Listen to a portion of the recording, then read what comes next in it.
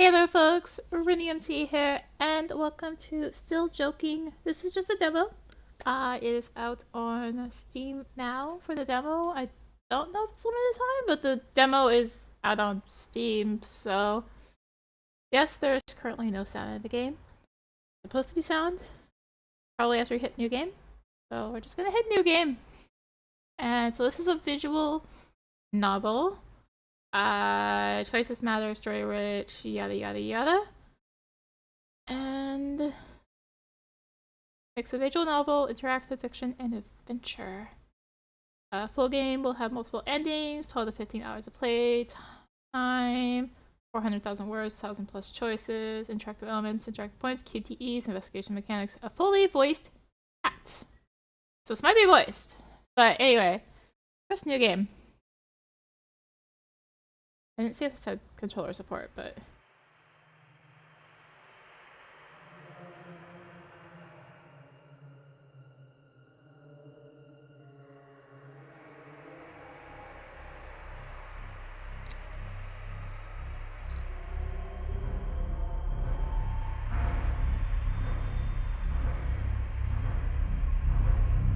I forgot to restock on water before this.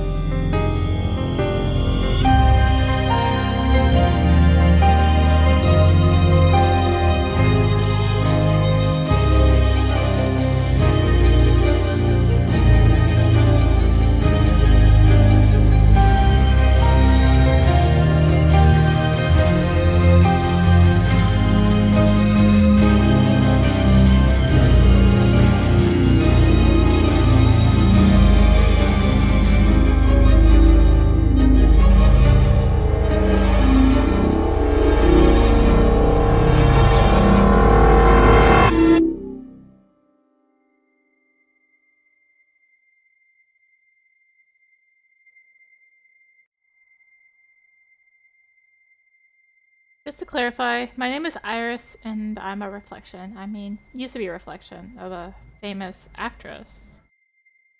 When a person dies, the link between them and the reflection snaps, right away or in a matter of minutes.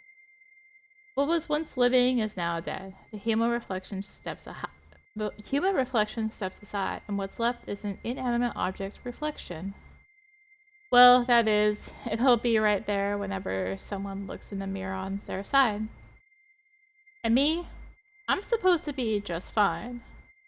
And cope with the fact that my whole world has just shattered. Does controller work? It does! And simply forget her if I move the mouse. It does, okay. But then, I'm getting a bit ahead of myself.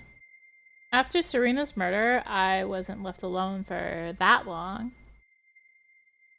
Someone returned to the crime scene. Not the killer, no. His reflection did.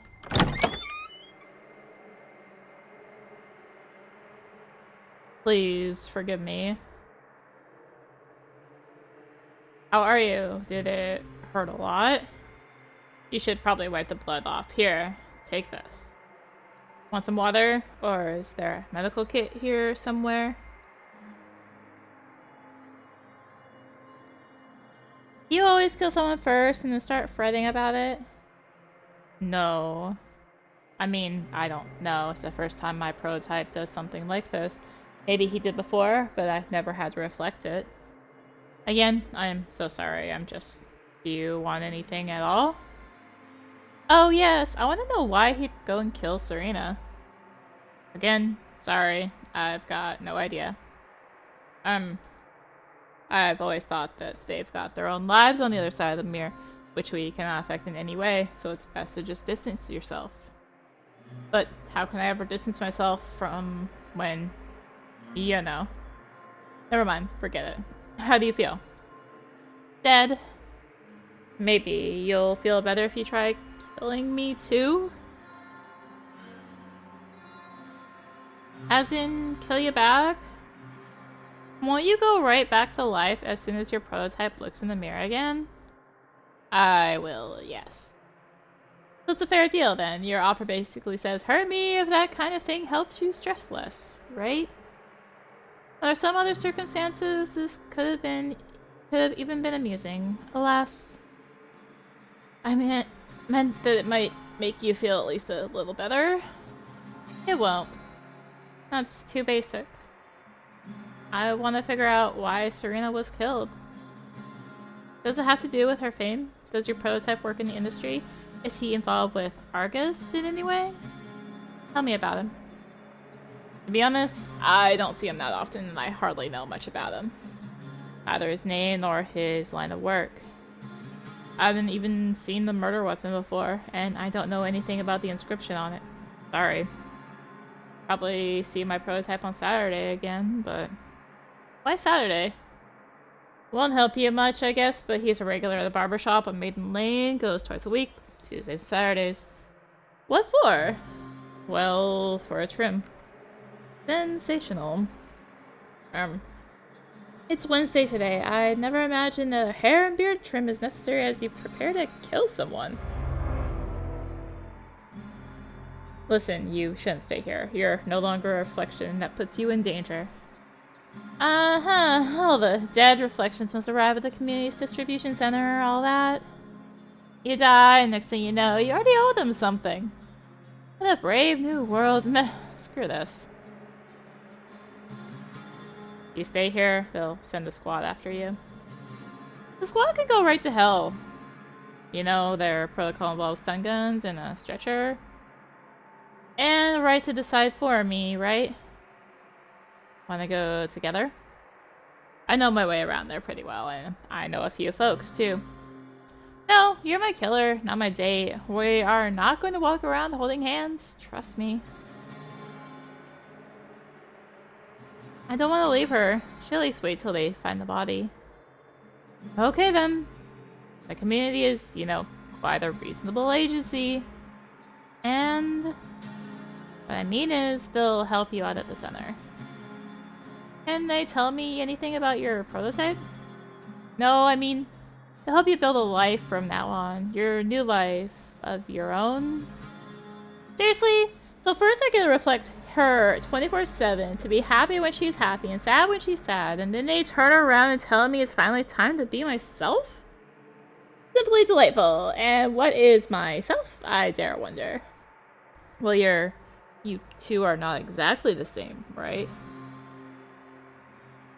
In that I'm still alive. Yeah, you're right. She wouldn't have said this. Dark humor wasn't really her thing. Seemed like you've lost a friend. I can't even call someone who didn't know I existed a friend.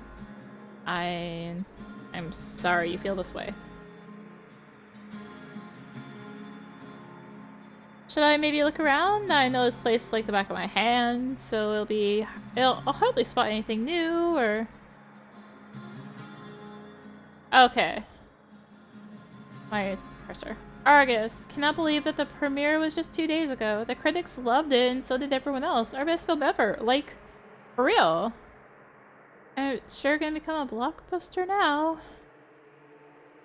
Okay, so I can just investigate everything. This guy then. First he kills me like quite a pro, and then he just stands here being useless. Like a pro. There's always a chance that he has a name and more than one layer to his personality. We must have met before, but I cannot remember a single thing about him. He left the weapon on the crime scene. Must be an expression of something. Maybe self-expression, actually? I'm an evil maniac, and I do ritual killings of women. They're way out of my league. The hieroglyphs on the blade reveal nothing to me whatsoever. I can't believe it's her over there, like that. It's like there's a doll slumped in the chair while Serena is out for a minute. That's the only reason I'm not pulled to reflect her. I'm supposed to come to terms with the fact that my prototype is dead? And with the fact that I've got my new and free, damn it, life ahead. I don't want to, though. I simply refuse to think about it. Serena and this bag were inseparable. Apart from the wallet and the makeup bag, perfume, and tissues, it also holds a first aid kit, a couple of notebooks, 3 printed script copies scribbled all over, 4 books on preparing for the role, and they're sneaky in their pockets and never let you find what you need right away. How's that all that in there? I don't know. After death, prototypes end up in heaven, and we, the reflections, proceed to the distribution center. To be honest, I've never really bothered to learn more. Wasn't planning on dying for a few more years, you know? And it's just me, my killer's reflection, and time ticking away fast as hell. They'll find the body soon. I don't have time to ask all the questions I have, if any at all. Who are you, anyway? My name is Roy. My usual routine is traveling to dangerous places to make myself to experiments or sacrificing myself. What do you mean, sacrificing yourself? It's a work thing. As you know, I come back to life every time my prototype looks in the mirror. It's usually Tuesdays and Saturdays. So as long as he's alive, he can die several times a week? Yeah, but it's not that bad most of the time. Delightful. And you, Serena? I'm Iris. It was Serena's dream to play a novelist called Iris one day. Does that mean you used to care so much about what she dreamt of? Or maybe I just like the name?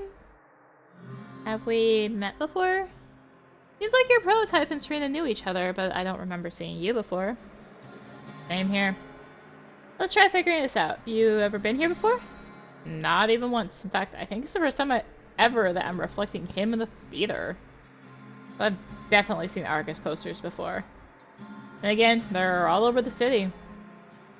It premiered 2 days ago. By the way, regarding the posters, I remember one. It was a bit weird. Came across it by chance and then never saw anything like it. Serena was in it and everything was white with lots of threads. Called something like rabbit feathers, I think? Funny thing, actually. Rabbit Feathers is a non-existent film starring a non-existent actress with an unpronounceable stage name. Simply speaking, it's part of the whitening thriller plot, and you could have only seen those posters around film sets. Seriously? Does it mean the retro cafe on Delia Street is a prop? It was very dusty there, all filled with water pipe smoke, and I left as soon as I no longer had to reflect him. My sincere congrats! Not too much film production drama for you then. It seems like your prototype is somehow involved with the industry after all. Turns out we could have met earlier. Would you prefer killing someone you already knew? My bad. Sorry. I'm sorry too. No, you're not loving this either. Suze!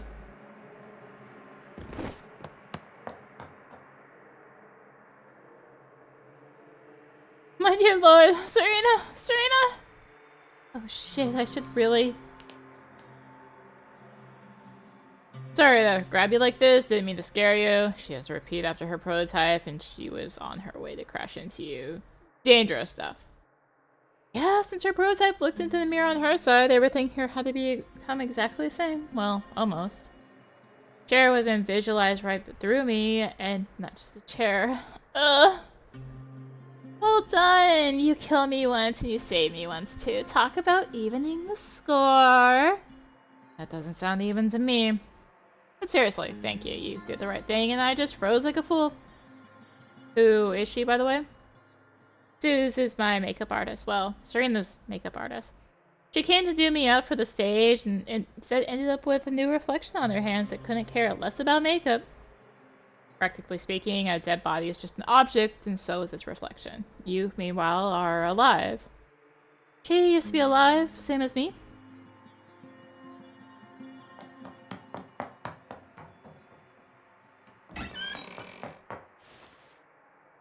My sweet little girl, how is this even possible? We were off to O'Donnell's later, weren't we? O'Donnell's? It's a pub, yeah. Dear me, in front of the mirror of all places. How awful! Was it quick, Elise? You know what? Don't answer that. I'm sorry. Just can't get my head around it. Suze? I know. I talk too much, don't I? Oh, darling. Well, at least you'll remain beautiful for the rest of your life. Nothing like an old hag I'll turn into by the time I die in 30 years or so. When I do die, everyone's gonna assume you're not my friend, but my granddaughter. Suze. It's handy there's no mobile reception here. She's run off to call the police. We've got very little time since I'm about to start reflecting again. Was that a man?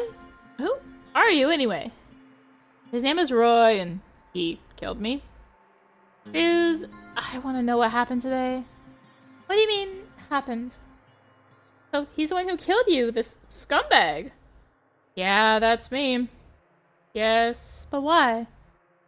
Suze, please, do me a favor. Memorize everything that'll happen here. I'll try to get in touch with you very soon. Oh, Iris, why are you always like this?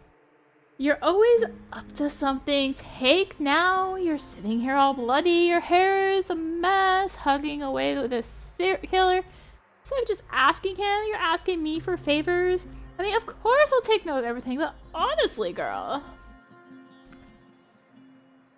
We'll go to O'Donnell's and I'll treat you to the largest Irish coffee on the menu. I promise. I hope I won't have to wait for too long. My, what do we do now? Oi, you cannot stay here. People rush in any minute. It's gonna be a complete... It'll get even worse than it is now. And you! Why don't you make yourself useful? Get her out of here. What's the point of looking at the body now? Got any manners at all, huh?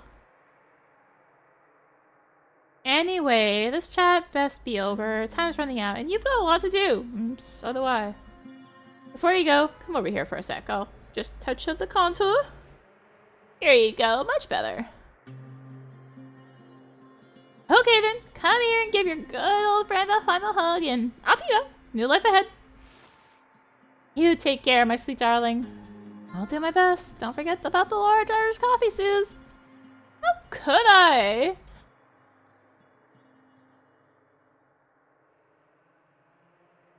Good luck. Maybe, should I maybe come with you after all? I'll be fine. Alright, in that case, I hope I make a better impression the next time we meet. Shouldn't be too hard. And yeah, if your prototype ever breaks his neck, do let me know somehow. Maybe send a dove of champagne or something. Absolutely will do.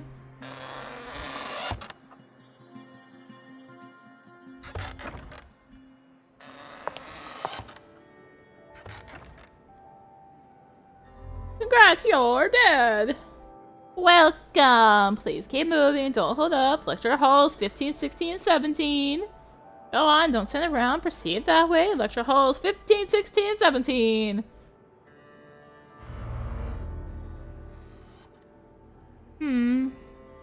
Last minute change of heart, anyone? Ah! Looks bad. Just have no clue what's going on. Please proceed. Nothing to see here. Hey, you. With the gun. Maybe there's like a guide or a manual or immediate help for cases like this would be mighty useful. Go on. This way, please. Proceed this way. Don't linger.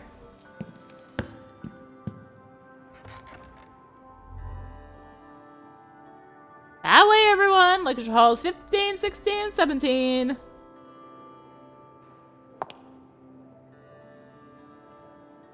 Hey, who are you? What happened to you? And I didn't even think to ask the bloody man with a gun what happened. Glorious. Seen you somewhere before. Nope, you haven't. Cue in standard excuse. You must be confusing me with someone else. Which lecture halls again? 15, 16, and 17. Hold on. I definitely know you. Aren't you that? Thanks. I'll get going.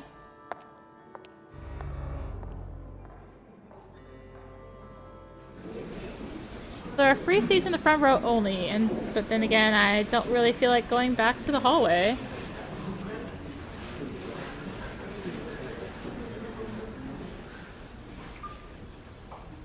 Let me start with the warmest greetings on behalf of the community. You will no longer be pulled to the mirrors. Your prototypes are dead, and you're finally free to do as you please. Yay!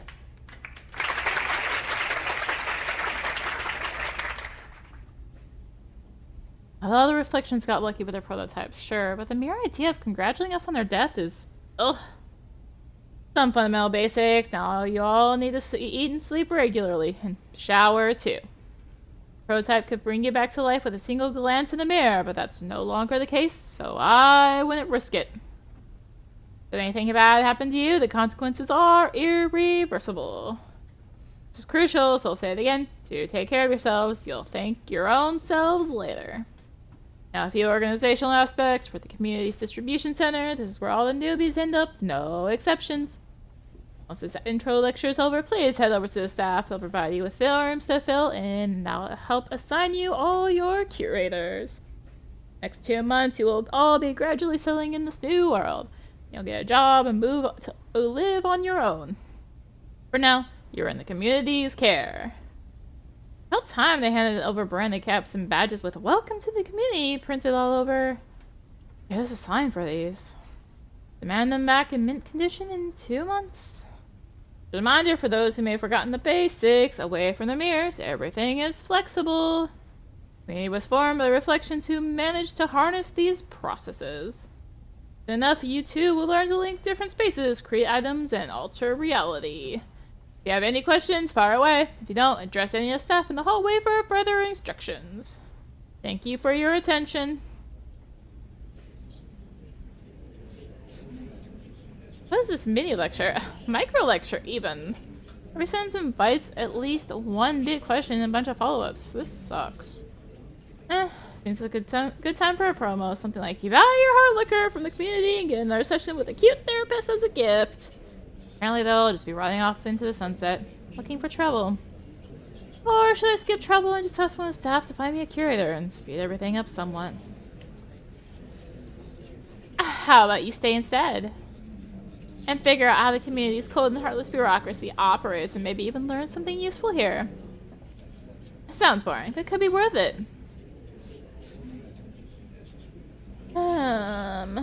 Let's...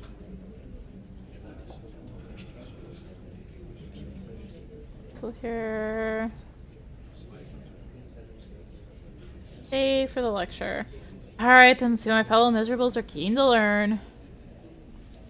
If anything. Is everyone waiting for someone else to go for it?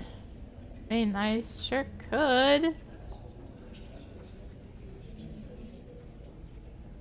And what if... Ow! Oh, nice. Someone's good to go. What if I don't give a single damn about you all? Oh, there's definitely some that, like, stand out. The blue guy, her... Those are kind of a little bit blurrier. Oh, your curators changes distribution centers. Gonna tie me to a chair, are you? To my bed, the radiator, the windowsill, a chandelier? And like, watch me, brainwash me or something, or jab you some shit, or silence me. Damn, my head, ugh. You can leave the lecture hall right now, and no one will do anything about it. In that case, however, you'll have to get food, shelter, and a job all by yourself. Food? Ugh. Nah, no food. She hungover. Did someone party too hard? So then, what should I do? Lick my fingers or something? Or drag something here? Like, or... Alternative? Some newbies find jobs and sell them before their prototypes are even dead. If you're one of them, you'll breeze through the whole thing. Not, your career will help you deal with your hangover. We need to agree on something here. I'm not hungover in the slightest. Just in my head. Hungover. Yeah, anyways. Wonder who I relate to here. No one's asked the girl what she wanted, and the lecturer is investing in possible hungover. Hangover? Hangover. Everyone's loving it. Is anyone even listening? Doesn't seem like it, to be honest. Guess I could shake up the crowd and make them care by, say, asking a few tricky questions. 2 at least? Yeah, it works out in the long run. Right now, I can pick on the lecturer a bit, stir him enough to get emotional, maybe say something useful. Really, I can sweet talk to him with the same int. Or not bother though. Comfortable question. Tell us, please, why do you provide us with all these curators, groups, support, and all that?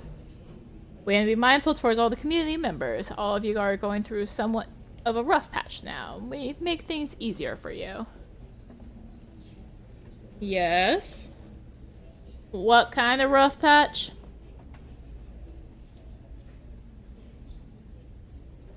This question seems to have come from the guy playing some game with another next to him. Really realizing there's a rough patch in head. When the leash snaps, his normal experience stress was just as much as joy. You used to have your certainty. It wasn't always a pleasant one, but at least it was familiar. There was your prototype, there were mirrors. You couldn't break away. Now you're on your own. You don't know how the world around you works. Crucially, you don't know what you want from it. Acknowledgement will take time and effort. We understand you all very well. Ah, awesome! Oh, sounds great. Yeah, not bad at all, I say. Ahem. Thank you for a great question. I'm glad that my lecture has piqued the interest of the very Serena Elsie's reflection. Round of applause, please, everyone.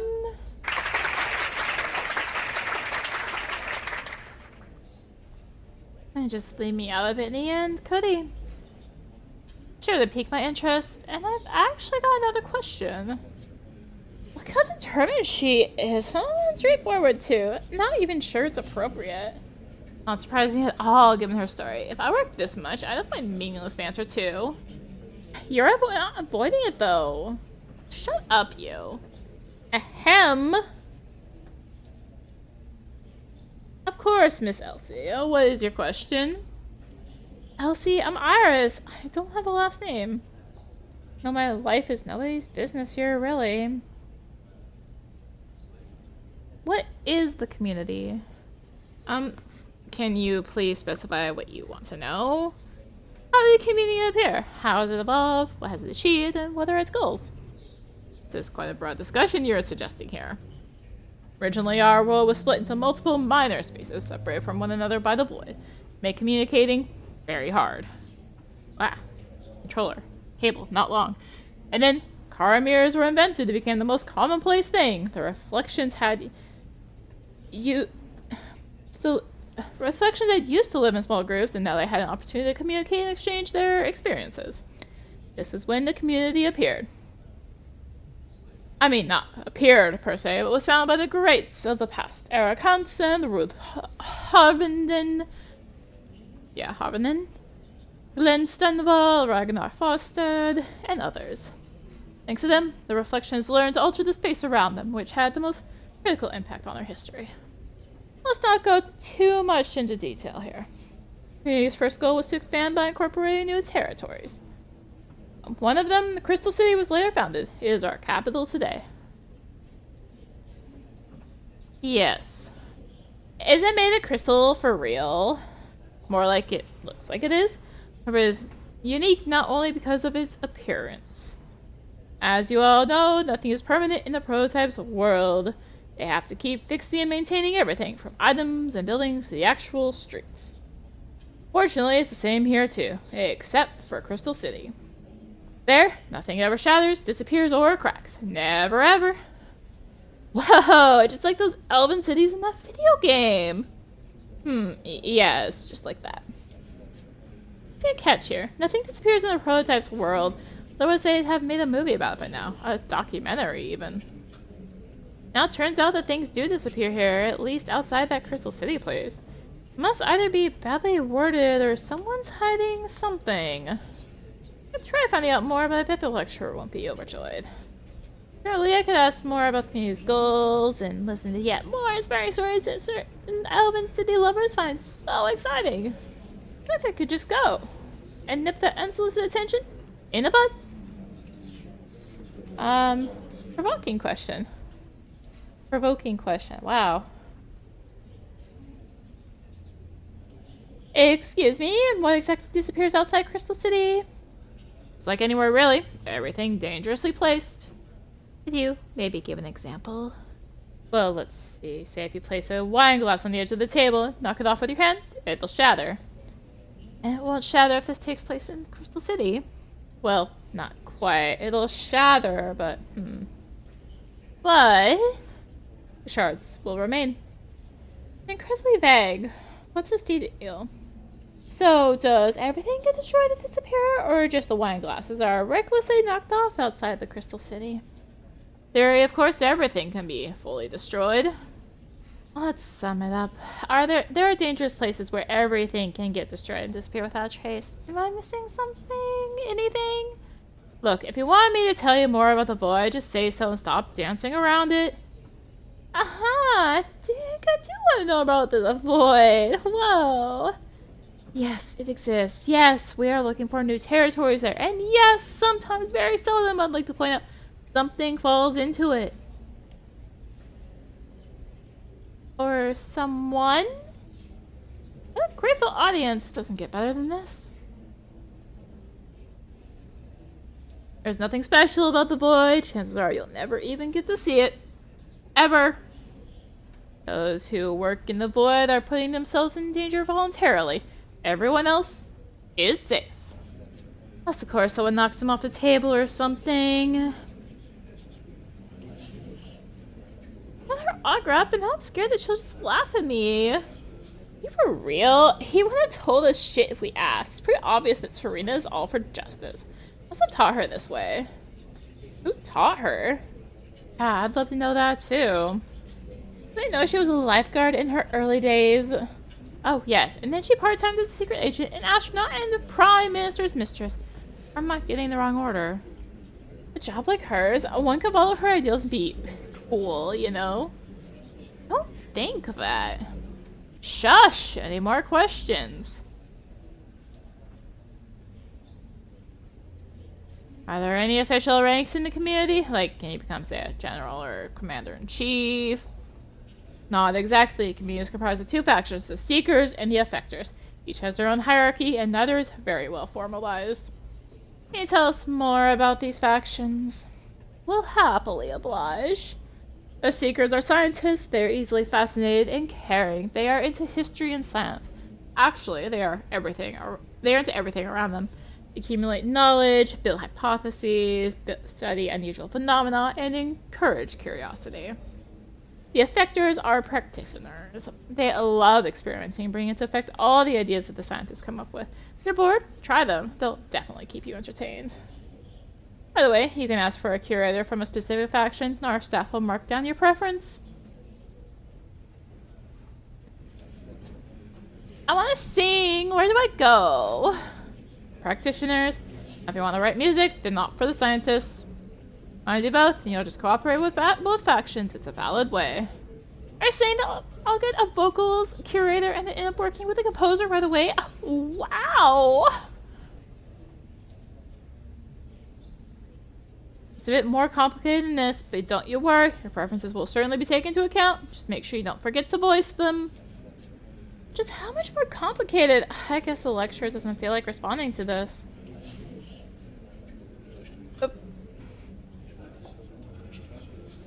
D-pad work? Okay, D-pad works. I think it's because I'm using analog. I keep bumping back. Provoking question. How much more complicated? You've got a girl here who knows what she wants to do. When can she start? A month? 2 months? A year? Depends on her curator and her learning curve. If everything goes smoothly, she should get there in about 8 months. 8 months? But I need to practice. For some reason, I've got this mental image. Someone forcing the poor thing to study higher math. No singing for you, young lady, until you face the integrals. I don't even know what integrals are. Calm down. There's no reason to worry. This math scenario is highly unlikely, but it could happen. Studying involves acquiring skills that are imperative to living comfortably in our world. If you're on good terms with the curator and study well, you'll succeed.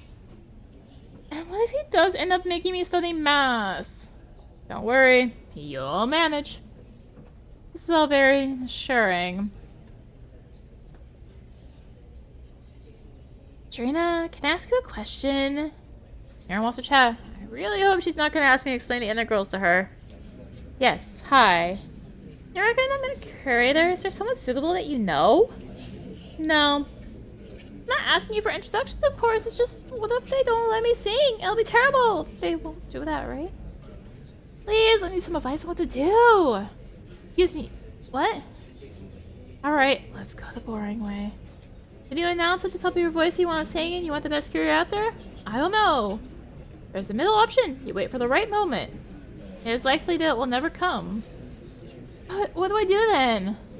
Pick something and be prepared for the consequences, or pick nothing and be prepared for nothing. Pretend you fainted in spite of the commotion that ensues. To make sure they don't figure you out.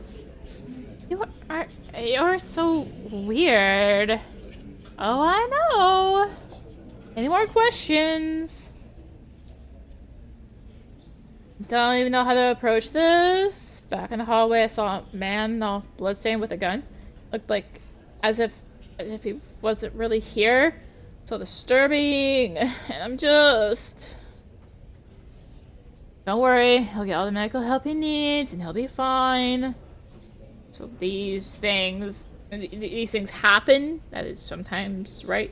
How is he... Doesn't he remember what happened to him? How can he ever be fine? Fortunately, you cannot do anything about cases like this. But you did say he'd be fine, didn't you? In rare cases, prototypes die in front of the mirror, including violent deaths. Of course, it is a grave emotional experience. The community does everything to help them work through the aftermath of such deaths, but sadly, there is no way of preventing them. How even? He can't just up and leave and forget the whole thing now, can he? You're not accountable for our prototype's actions. Reflect and forget, remember? Look, Miss Elsie here is also stained with blood. Yet she's doing just fine. Oh yes, something splendid. Never been better. And the man you've seen will recover too. He just needs more time to come around. More questions, anyone? Please, hold on. Miss Elsie, is it really not as bad as it looks? Is he telling the truth?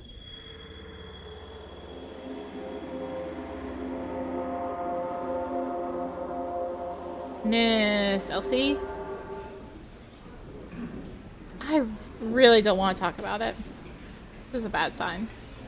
I'm gonna go and see someone about it.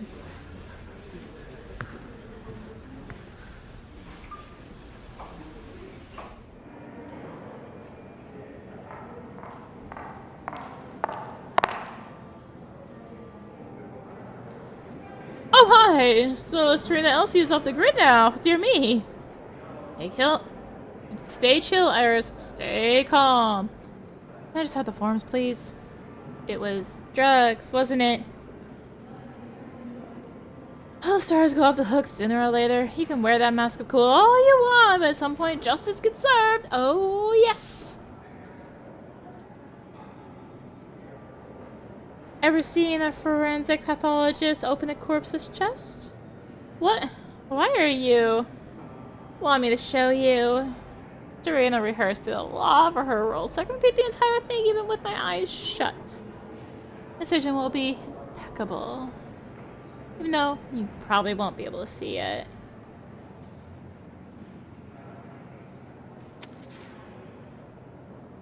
Cynthia, send her up for my group.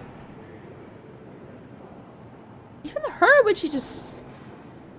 just sign her.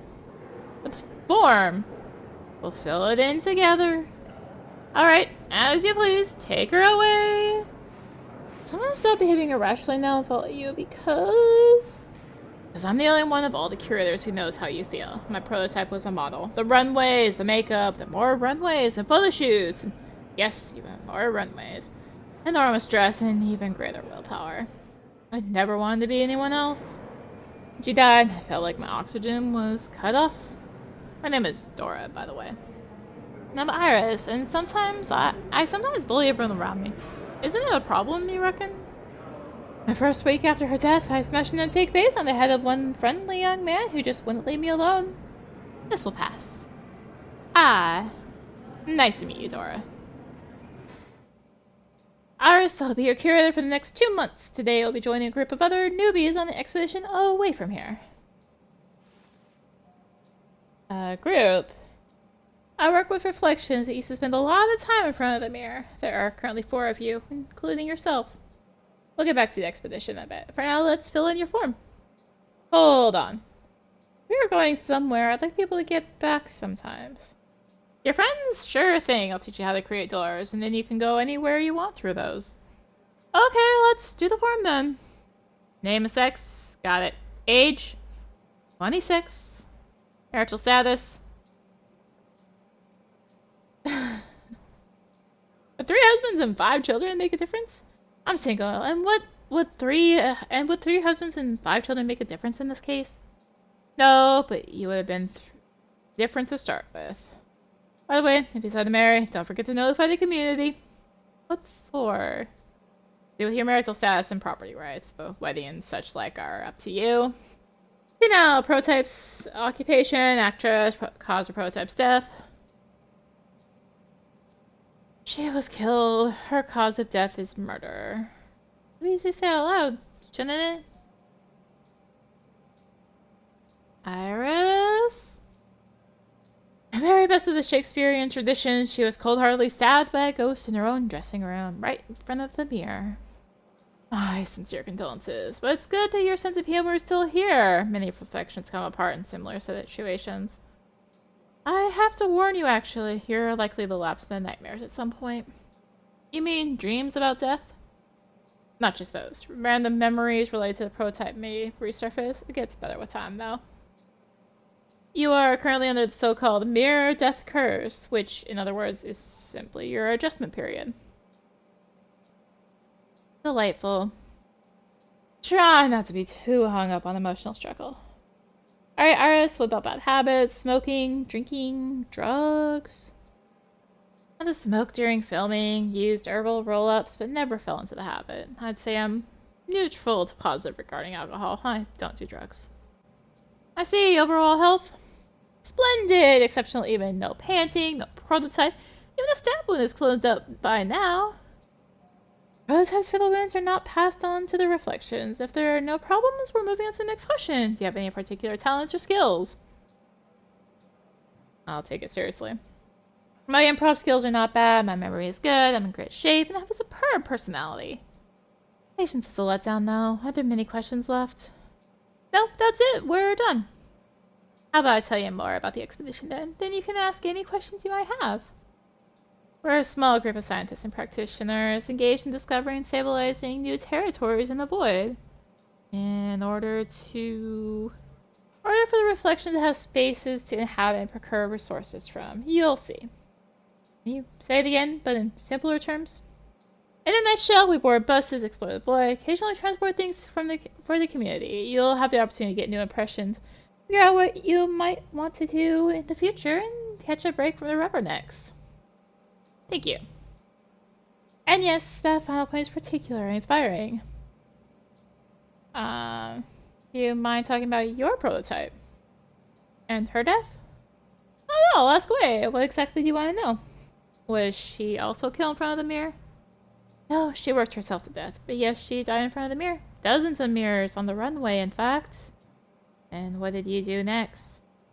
First, I had no clue what was going on. I was assigned to a scientist, and I just lurked around until one day I heard they were recruiting for an expedition. It is much easier to understand yourself when you're out there dealing with real problems, as opposed to sitting in a lab playing with glass tubes. Iris, just do really try to open up to new experiences. It'll take you a certain time to process what's happened to you. I hope none of the new experiences involve being stabbed. Tell me about the void. First thing you need to know about the void is that it's dangerous. Anything that comes in contact with it gets quickly destroyed. Sure, there are ways of slowing destruction down, but more on that later. Second, you remember is that the void is heterogeneous. Sometimes stabilized areas emerge here and there, but they're technically not the void as such. Can you give me an example? If you've ever seen mist, say, in films, then you should be able to visualize a mountain with its bottom fully covered and its top fully visible because of clean air. You'd be safe there, at the top, not putting yourself at risk. In reality, there are most often roads rather than mountains. They appear out of nowhere and deteriorate for no apparent reason until certain measures are taken. Use these roads to look for new territories. You'll see for yourself soon. Now, the third point to note, the void is poorly studied. Therefore, complying with safety regulations is a must. Feels great with the first point. Beware of danger. Don't touch. Now go right in. Not go right in, but rather, let's have a careful look. How exactly do expeditions work? There are two groups of people in each expedition, the scientists and the practitioners. Each group has a leader in charge, someone to organize their subordinates' work and to be responsible for them. Leaders make decisions together when it comes to matters that affect the entire expedition. What if their opinions are divided? Depends, really. In case of emergency, the practitioner's leader makes the final call. If the matter in question is more about planning, the scientist leader is in charge. What about you? Does your opinion count? Me and the medics, we offer advisory votes. Means they don't count. What is the community's role in all this? They allocate resources and approve expedition plans. A plan outlines the route, the necessary stopovers, and the target metrics. That's kind of dismal. Fortunately, our contribution is not required in this regard. Iris, as a matter of fact, each expedition is always organized somewhat differently, but in our case, there's no need to worry about red tape. We'll have to write reports every day then. Glorious! Tell me about Crystal City. Please. Want to know anything in particular? Guess I'd like a few fundamentals. Iris, do you know what stabilization stands for? No, I would assume it refers to maintaining the current state of something? More or less so. Everything out of reach of the mirrors gets gradually destroyed. Your bag with its entire contents will start going bleak and cracking here and there in a week or two, unless you do something about it. Delightful. Stabilization is a deliberate action intended to prevent that destruction. We can fix items up. It's not hard at all. I'll teach you. Now, Crystal City is where nothing ever requires any fixing up. You mean if I take my bag to Crystal City, I won't have to worry about it and do anything about it? Indeed, but we're only getting there towards the end of our expedition, so we have to learn the ropes anyway. Can we open the Crystal City flagship office in our bus? You're taking a shot with our world's greatest mysteries. No one knows why the capital is like this. Fine then. Oh, and by the way, if you have no reflecting objects with you, there are pieces of polished metal fixed in places of mirrors on the bus. Or remind me later to find something for you that's a bit more compact. Not a bad idea. I will never see anyone in the mirror again. Or it hurt to have a way to fix my hair once in a while. Should I say, no one will ever see me in the mirror again. Oh, that made me jump. Dora, what's taking you so long? We're leaving in like half an hour. I'm Iris. Ain't that neat? Perfect timing, Iris. Pack up. We've got no time to spare. Oh, he's coming with us. She's one of the practitioners. You won't have to interact much. However, she's right. It's time to pack.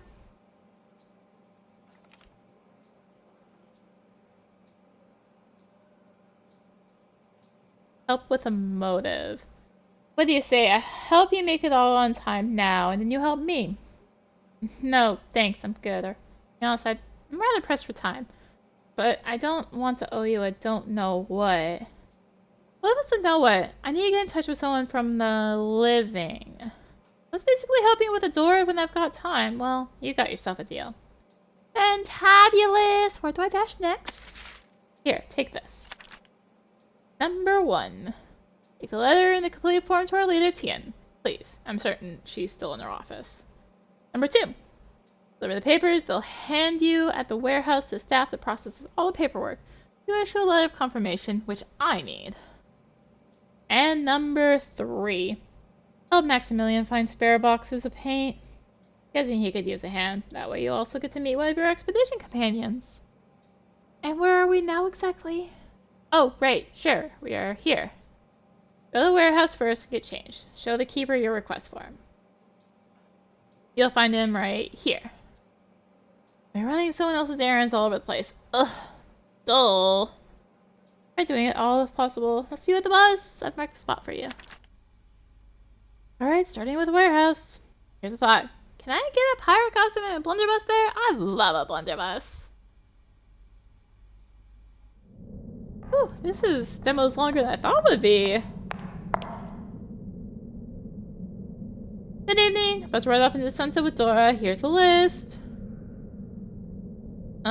Basic Kit 3 and expedition overalls. Female, size. An M. Easy peasy, I'll get your stuff. Sign here, will ya?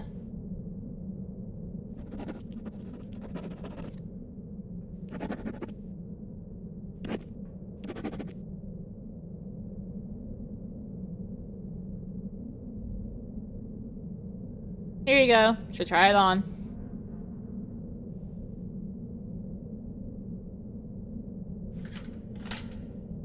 And listen, you're her, aren't you? That Serena girl? Those fit, I'll be able to bash his head and bleed. In fact, even if they don't fit. But then mine was watching telly right before his shift with a news piece on her. News piece? They must have said something important. What piece exactly? Something about her, like, being sacrificed by some cult or something. Oh.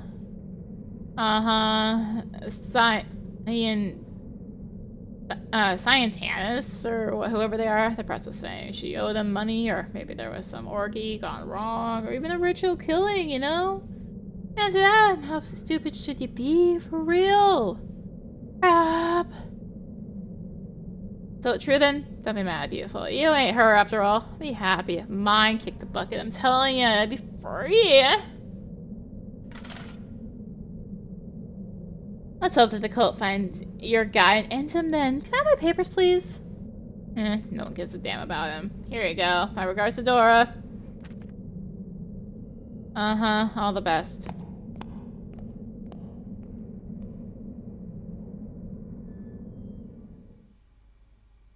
First, the killer leaves a stylish knife on a crime scene, and he's suddenly appointed by some cults. Glorious!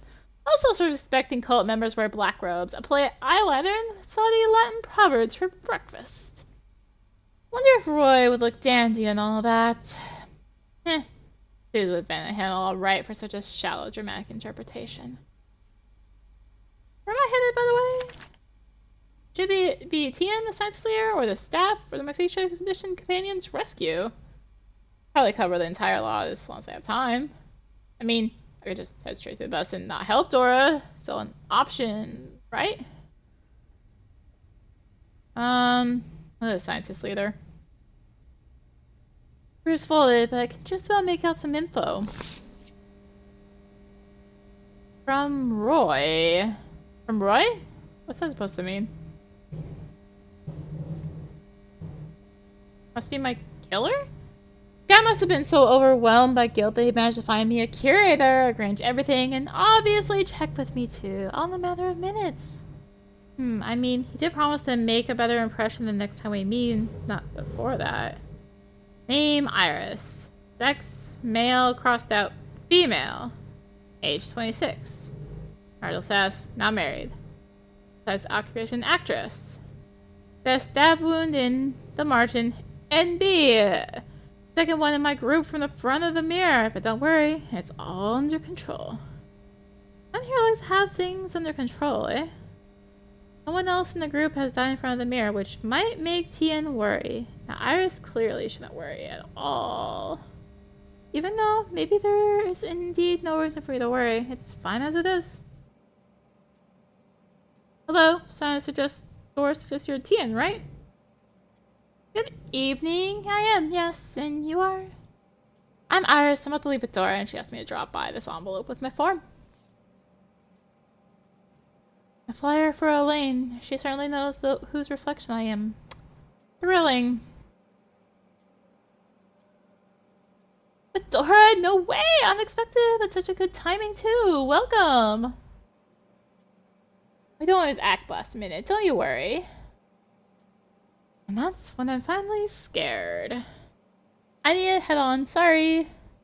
By the way, are you gonna visit anyone from the staff too? If you are, will you please take this envelope there? Sure. Yes, of course. Love examining someone else's envelopes against the light. Many thanks. There's just too much work here. See you, Iris.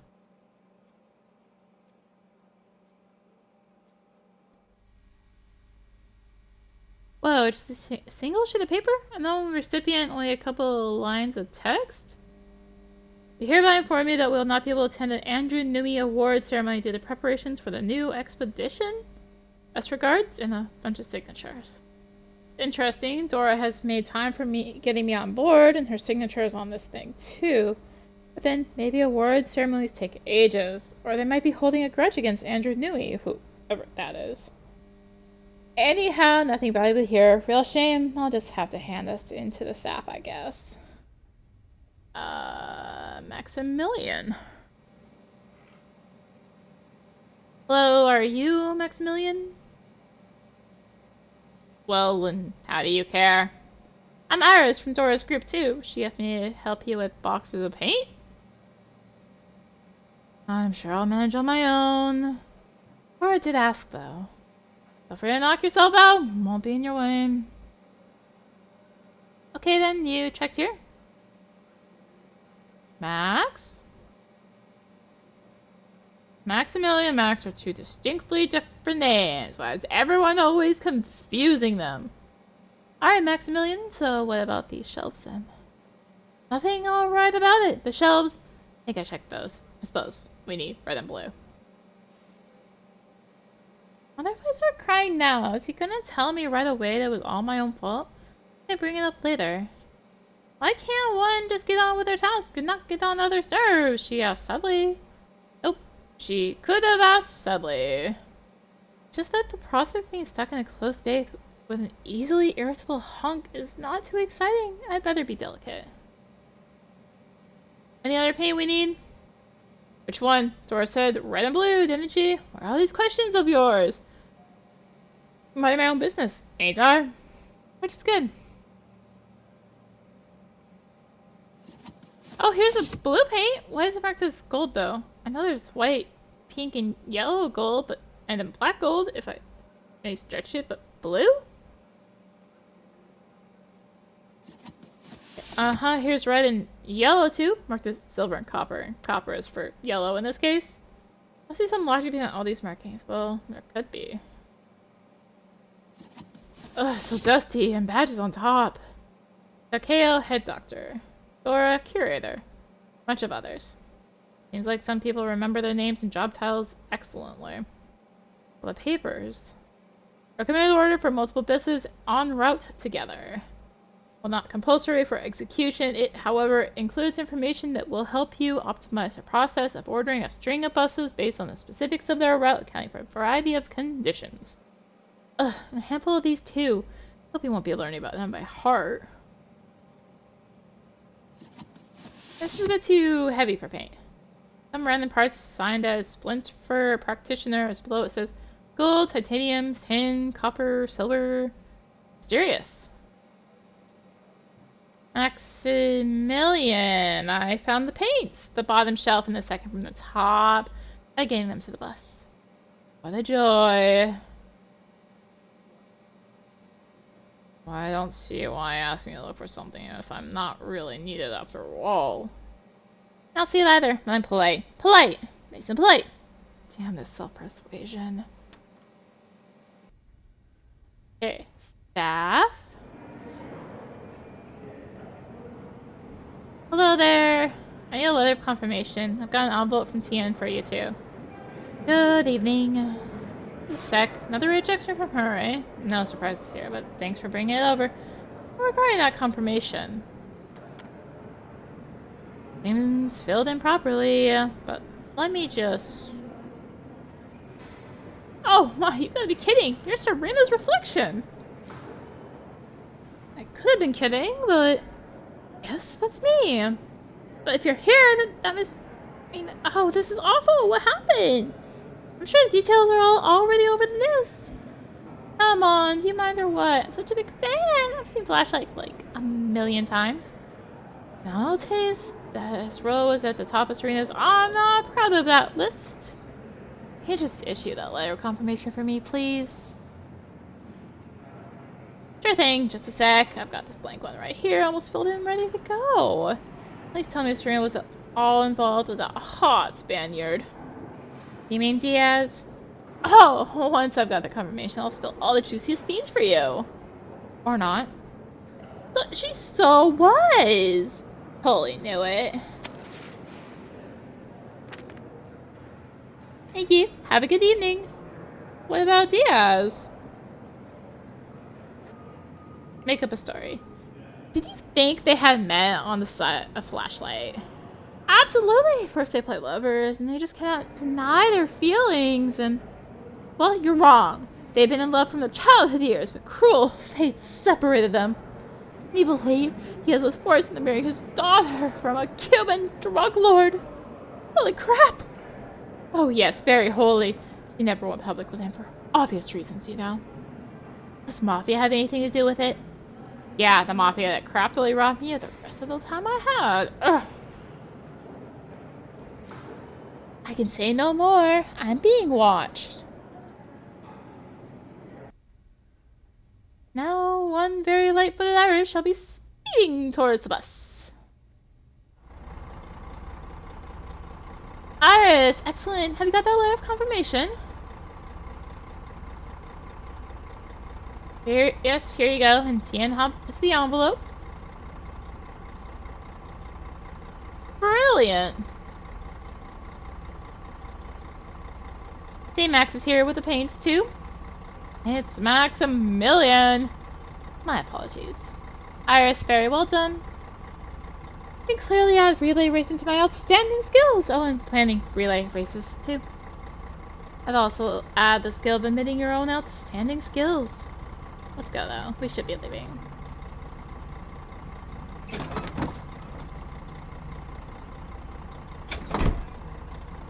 Are we near the end of the demo yet? Maybe? Phew. Apparently I'm headed on a research mission to study the void with Dora in charge. She's packed a bus full of newbies with her. Let's brush up on them. Man in green is third. Hunk is Maximilian. Sleeping guy is Tony. In fact, I am yet to see him awake. At this rate, might have to wait until tomorrow. Oh, and a sneaky young woman with the comfiest bunk bed is none other than myself. Can anyone start to imagine what's going to come out of it all? Days After Death 1.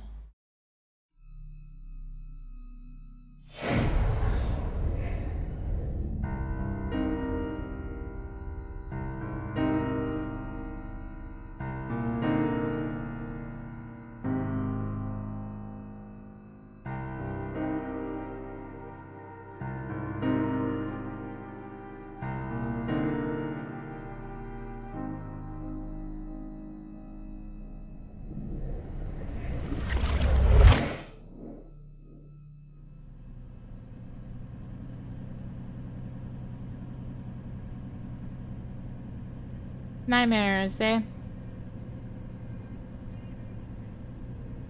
It's alright. They'll be gone with time. Just have some patience. And get dressed now. I've got a quick announcement to make. Good morning again, everyone. Another hour or so and our expedition will be making its first stop.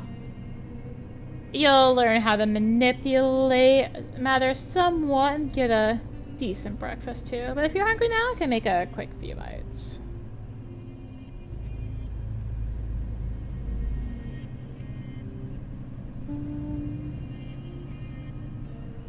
Yeah, there's a note.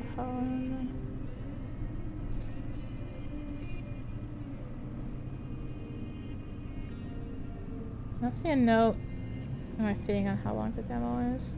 Anyways, nutrition bars, biscuits, juice, water. Coffee? No thanks. Not hungry.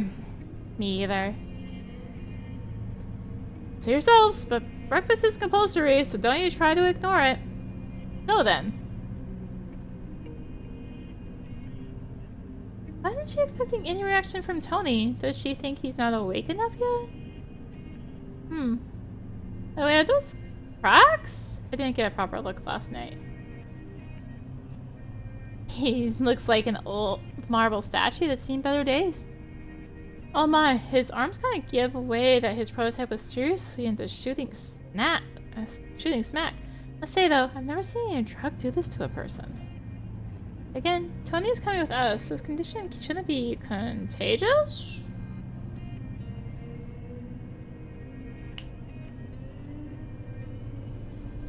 Just a reminder, the expedition is traversing the void. Void is lethally dangerous. So do not come anywhere near it. Your goal is to learn, not risk your lives. Expecting everyone to approach their assignments with due diligence and a clear conscience, and do not leave the campsite without permission. Understood? Yes, understood. Uh-huh. Yes, Ma. Iris! I mean, yes, of course. Fine, and one more thing? Writing practice is good for manual dexterity and for one's mental state. Do not bottle up your emotions inside. I really suggest you each keep a diary, and I'm here for you if you need me, of course. You can tell me anything.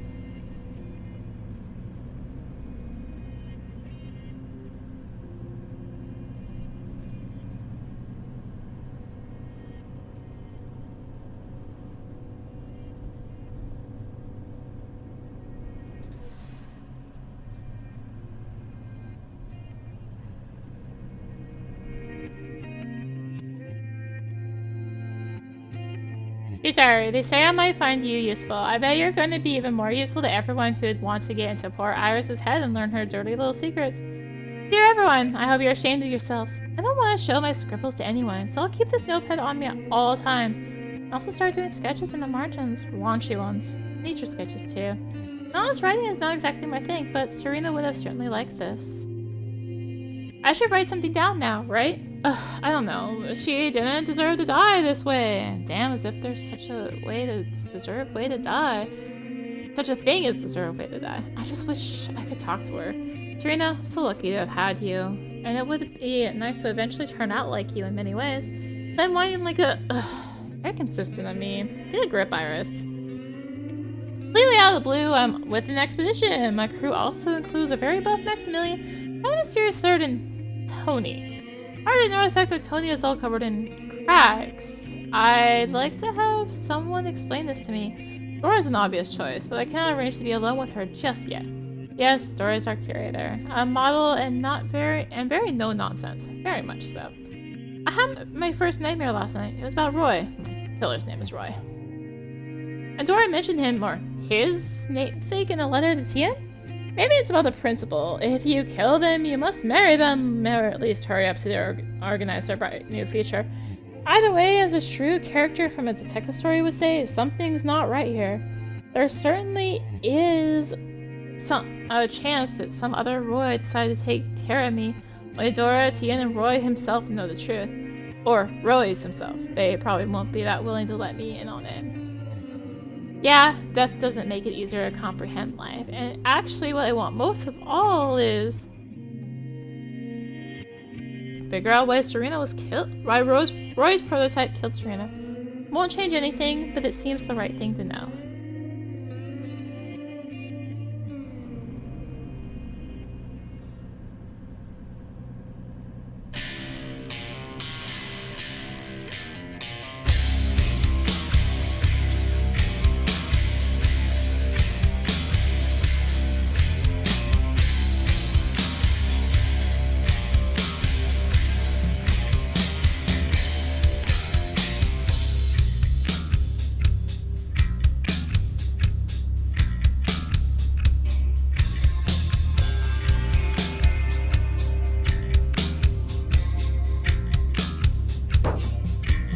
Here's one graphic example of how not to behave on an expedition.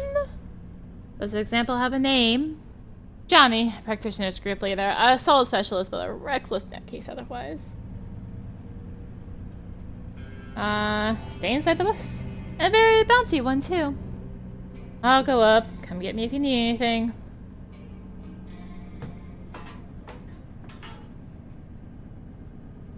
Great! Johnny's found another lucky victim. Gonna invite third and turn him into a practitioner. Art is interesting in practitioners enough as it is. It's just that Johnny is not easy, and I don't want any of you falling under his influence. Are we gonna start hopping buses? Sorry, I'm not quite following the logic here. You'll see. Dora? Excuse me.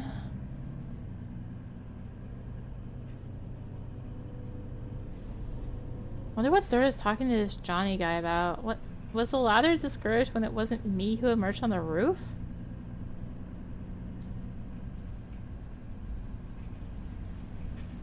Iris? Yes? We're almost there. Judging by the sound of it, Johnny's left. I meant to say that you should put your shoes on and get Third back down here, please. Just now get a kitten down from a tree. Iris!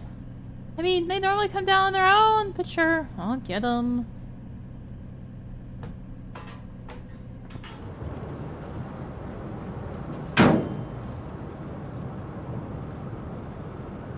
The meat practitioner's leader decides to check all the fixtures and mounts right away. Ouch, Iris, I'm sorry, I didn't see you there. Something happened? We're almost there. Or not almost? Dora asked me to get you off the roof.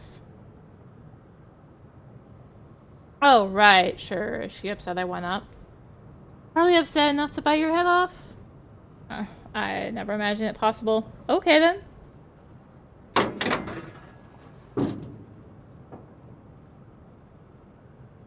Iris? What do you think? How can one foster their own courage? With actions. Courage cannot all be fostered, it's only with actions.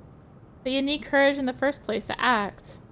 For example, one could go up to the roof even though Dora clearly didn't approve. So do you think I'm courageous? Or stupid? Or an overthinker? Or someone who asked the wrong person for advice? Come on, let's go now.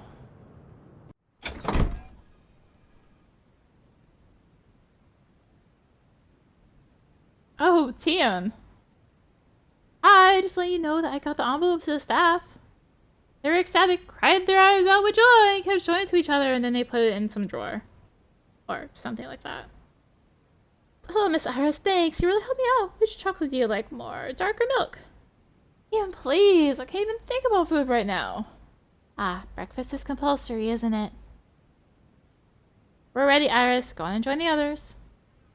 Right then, everyone meet Tian, the scientist leader on our expedition. I'm gonna pull her out of work from time to time for you to obtain as much valuable knowledge as possible. Oh, welcome.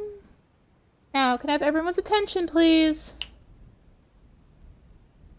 Reality outside mirrors is rather flexible, and you can influence. We'll start with creating items. Here's our general idea. You study an object and focus on its image, dismissing all other thoughts. I know it sounds easy, but in practice, you'll have to approach each specific item individually. Tian? Indeed. For example, to create any food or drink, you'll need at least a rough idea of the molecular composition of the wanted item. More often, it'll take a lot of effort. A few times more than your average daily capacity. Sorry, I'm jumping ahead a little. No problem. Energy, the power that lets us create anything here is your key resource.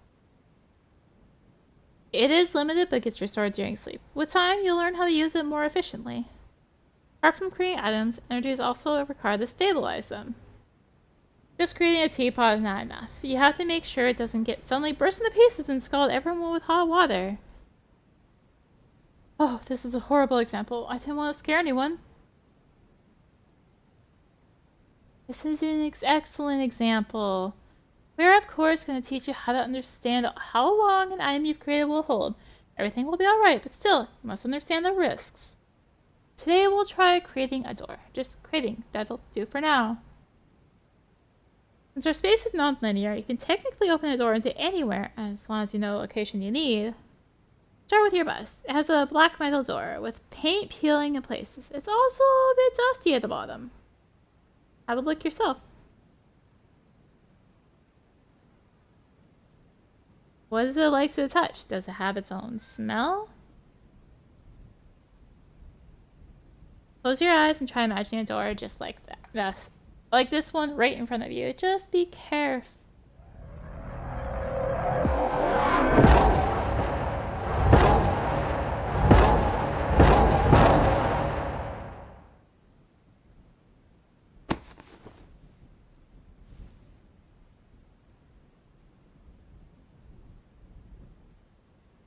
He's breathing.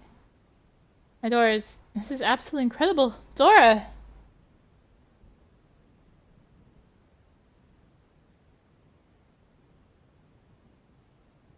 I can see, yes. He needs help.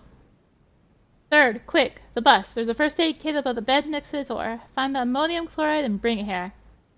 Max, you run to the practitioners for a stretcher. Anyone there will know where to get one. I am not. Maximilian, let's go. Iris, find the doctor. Doctor's name is Takeo. He is tall and has dark hair tied into a long ponytail. Should be at the scientist camp. If you don't spot him right away, ask around. My team will help you. Okay.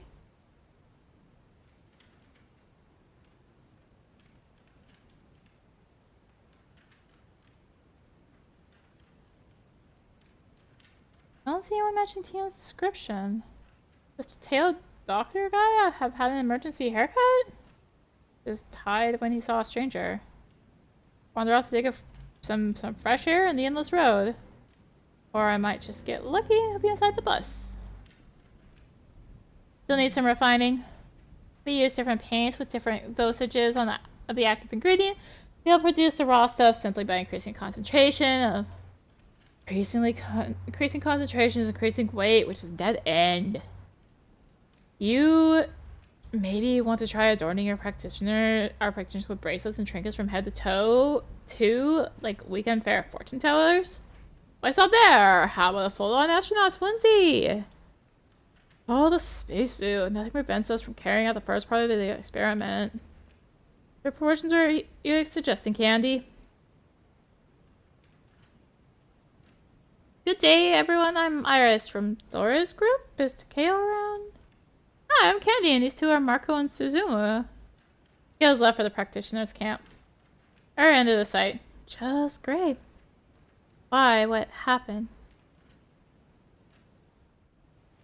Someone from the group needs a doctor. One of my companions fainted during a lesson. The doctor should really see him. Was he trying to create something and, like, overestimate himself? Or was he trying to impress anyone? I just ignored breakfast. Or could be too stressed. Shush! Hey, Otto, come on out. We need a doctor.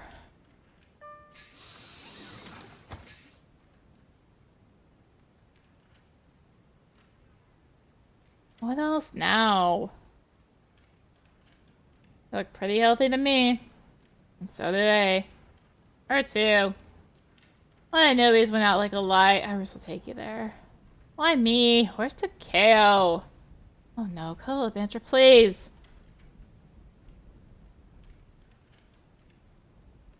These are the practitioners. We should go. Thanks, Candy. You're welcome. I was just looking for a reason to wake him up. Come visit again.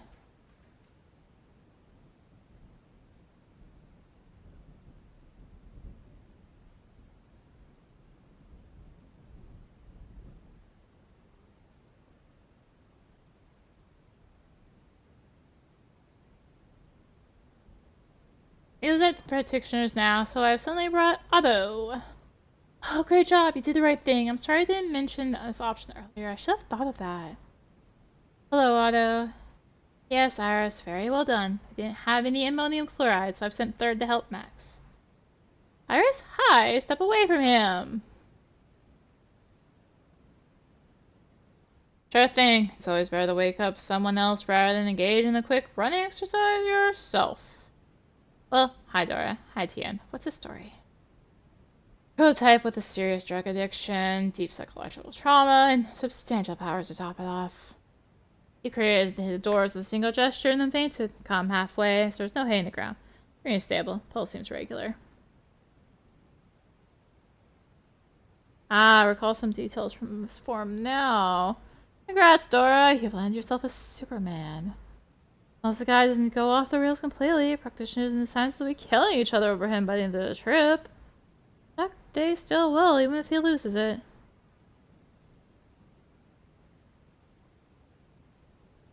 There you go. He's coming around. Should have put his legs up somehow. Is that your first expedition ever or what? Come on, you guys. How should we better? Oh, great. Lift him up, fellas. Get him on the bus.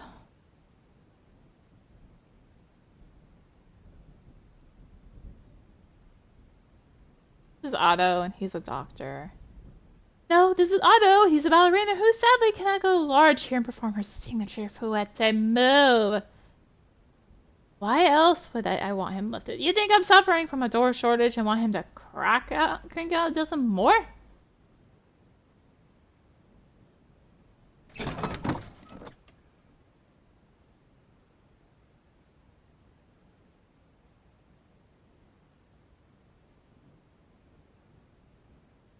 A fouette is not a jump.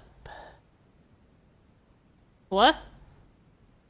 Since a fouette is a tiptoe turn on one foot, dear ballerina Otto. What's the bloody difference? It's in the jump. There is none. A turn, yes. Thrust with the other leg with each revolution of the dancer. Yes, a jump. No.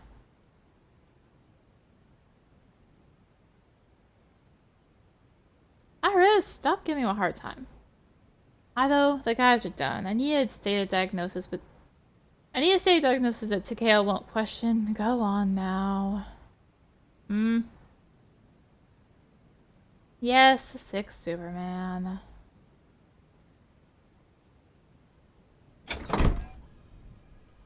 Don't mind him, everyone. Otto just got up on the wrong side of the bed. It happens. Again, no big deal, honestly. Let's just hope that Tony gets better. Why are you even apologizing? He's a scientist. I'm responsible for him. Good thing you're not taking it personally. Everything here is under control now. Set off for my camp. See you around. I'm so surprised how long this demo is. Maximilian? Where are you off to? Just, away. And I'll go too far. Dora might need our help. Isn't there a doctor there? Won't be long. I'll just circle the bus a few times.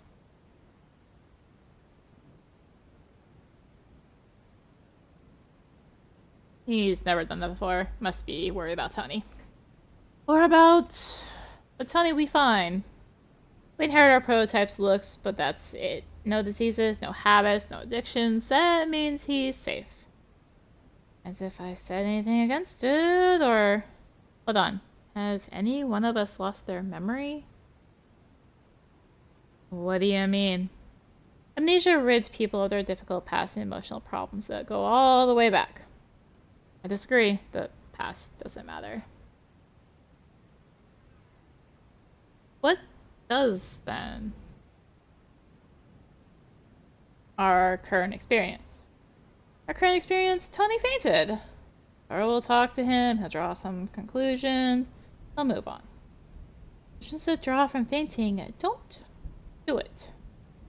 His current experience will suddenly become a thing of the past, which doesn't matter. Well, would have been jolly good, yes? Question. Is this like the menu? Let's exit, but... Ah, here we go. Save game. Okay. Return. Cool. Do you really think it's Tony fainted because of some unsettling memories? I mean, we don't know what Tony was thinking of at the time, but then... Even because of overexertion, he luckily didn't hit the ground. Then that creating all those doors at once can be likened to a hard physical labor or severe stress. We suspect of basic psychology. Tony is certainly not used to taking care of himself. Aspects will go great with this deep speech. Uh-huh. Came out even better than I imagined. Too good, maybe. Mr. Iris will answer all of your questions. No prepayment required. I'm actually gonna take a break in the demo. This is longer than expected. Pause. Save. Yeah. Alright. That'll be £200 for the session, Maximilian. I don't fully remember the voices I was giving. This is part the second half of it.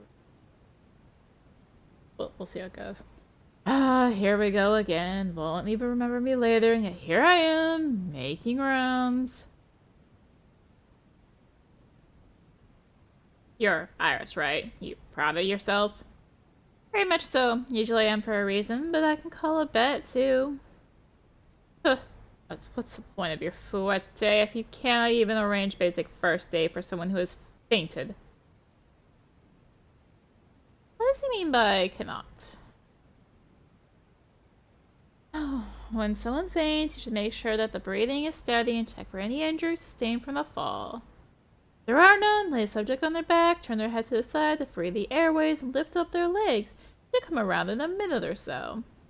If they do not, lay their body fully on the side and call an ambulance. Hold on. What was that? Feels like some learned text. Must be from a script. However, I don't remember any other lines that would connect all this together, and Serena's never played a medic. Ugh! First I go crazy, second I tell everyone how to nurse me back to health. That'd be super elegant.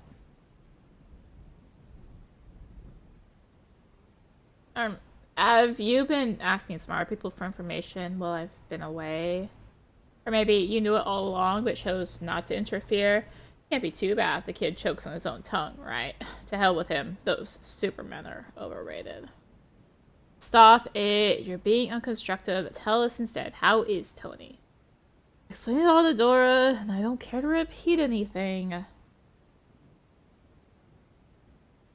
Unconstructive. Knowing about the fouette is unconstructive while defending your point is not in the slightest.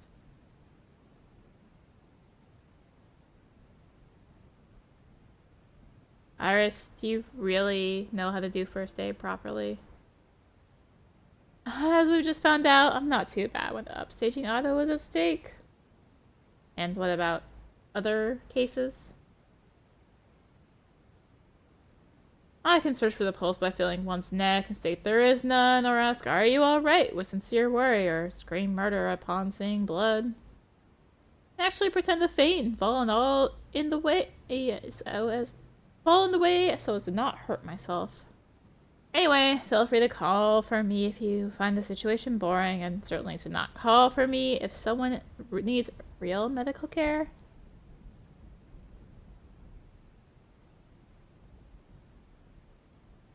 Dora's taking too long. I'll go for another walk. Maximilian, she might need our help. Well, I won't be too far. Try to go later, alright?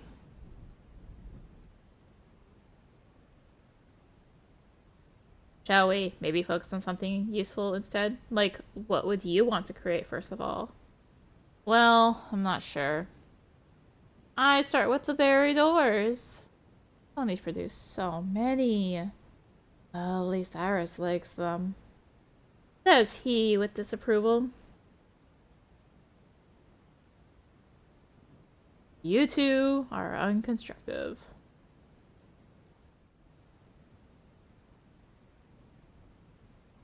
We got a chance to join an expedition and look for new territories. And so... like the books about journeys to uncharted worlds. Unrealistic, but super cool. For fictional characters, it's all realistic enough. You reckon they'll add dragons and blasters later? As far as I know, this place definitely has no dragons. Now regarding blasters, well, we can probably fashion something visually similar. I'm intrigued.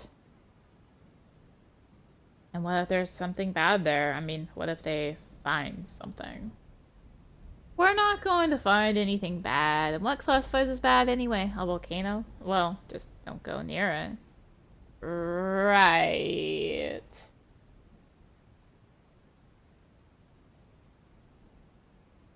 Oh, is that a plate?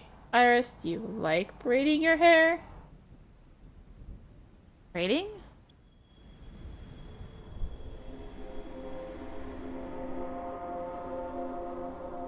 If Susie sees it, she'll give me the usual rant on how I should braid from the very roots. Ow, ow.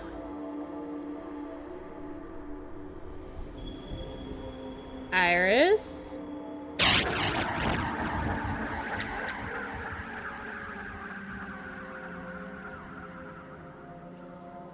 Iris, say something. Ouch, my arm. I'll get some balm. Be right back.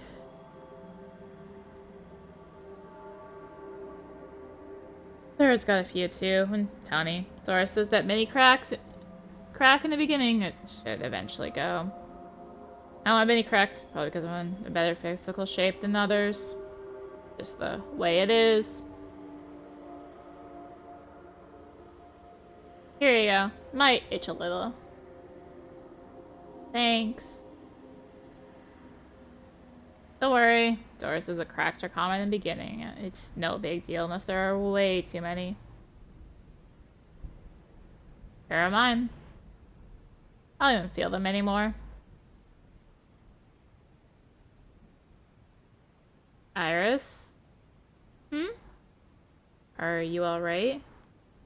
Yes. You're holding onto the balm and not doing anything with it. You sure you're alright? You need help with opening it? No thanks. Well, he seems to be doing better. Is he calling for Rika again? Yes, and others. What have we here? How is the crack?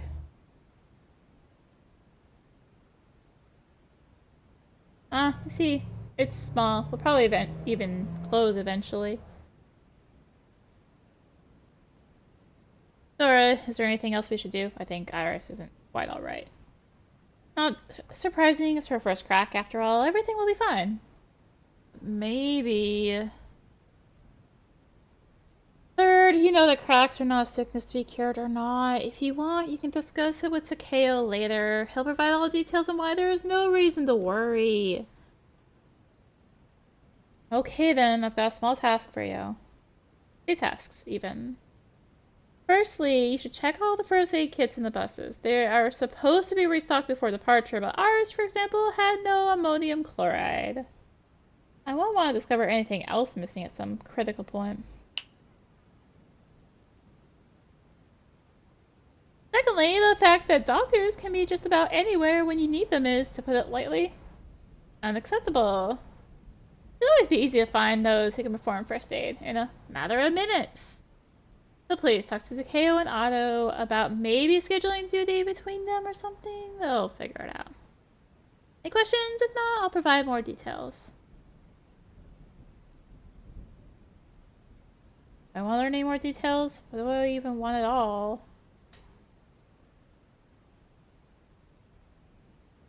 Share the worries with someone. With Tien. Zara, I'm kind of spaced out, and I really need to talk to someone right now. I can catch up with the guys later if you want. That's not necessary. We'll be fine on our own.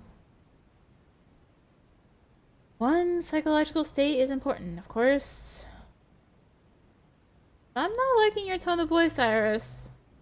Not to imply anything, but it might change if my mental state is fixed. It might. Alright, but do try to catch up with him as soon as you can. Now then, regarding the tasks...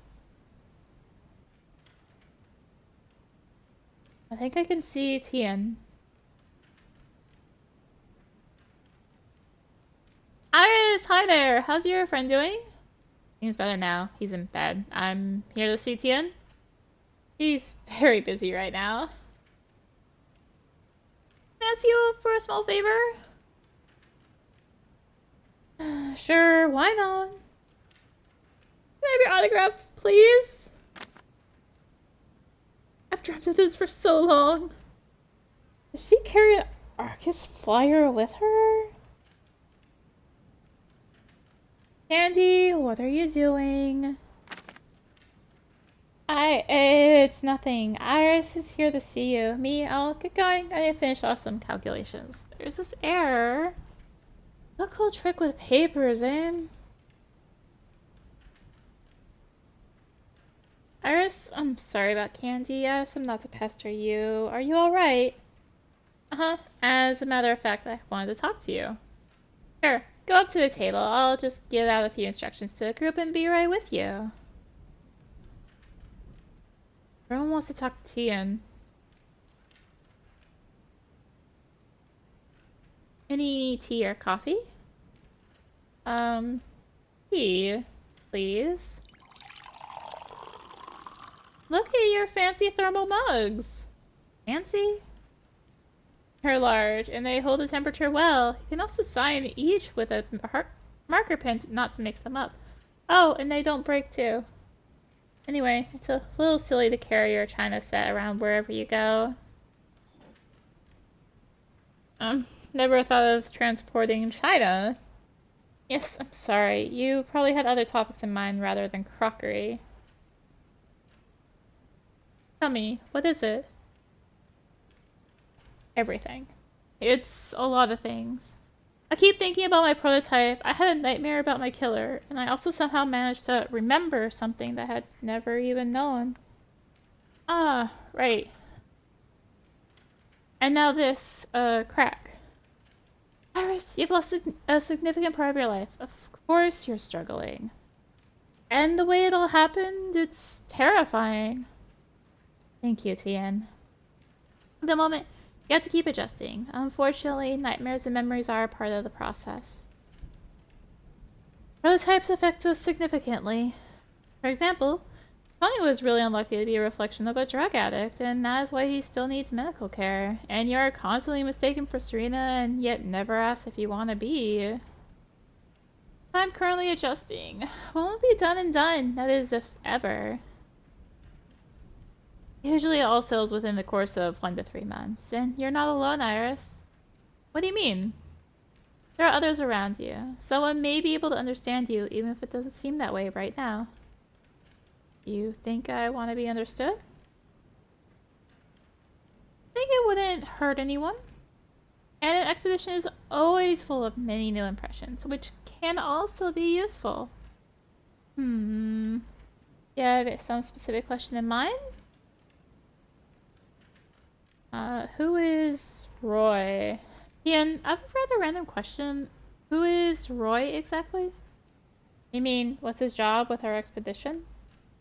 His job with our expedition? Delightful.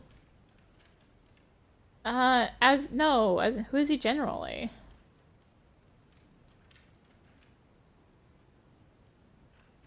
We have a contract with Roy. I have a feeling you two might need to talk. At the moment, though, he's not with the expedition, but he will be joining soon. Can you give me any details about him? Iris, he's a good man. I don't know what the misunderstanding between you two is, but I'm sure he can explain. I'd so love to hear that. And think, how can I know what I cannot know? You're having something like a deja vu? There must have been days when you spent a lot of time in front of the mirror, am I right? Uh-huh. In fact, so much time that at some point you were no longer even really thinking what it was you were reflecting? What I'm saying is, you were probably unable to recall exactly what your prototype said or did, but their words or actions are imprinted in your mind. Somewhere deep? Now, both stress or lack of sleep can cause those memories to resurface, including in the form of knowledge that you'd swear you'd never had. You're saying I should sleep in peace? Yes, not a bad plan. Anything else I can do about my state? As far as I know, Dora recommends that you all keep a diary. I think it can help. Or if you're really having a hard time, go to Sakeo. He's a good doctor, and he'll surely give you some advice. Will it be anything entertaining? For that, probably best to engage Johnny. Was it hard for you to accept your prototype stuff?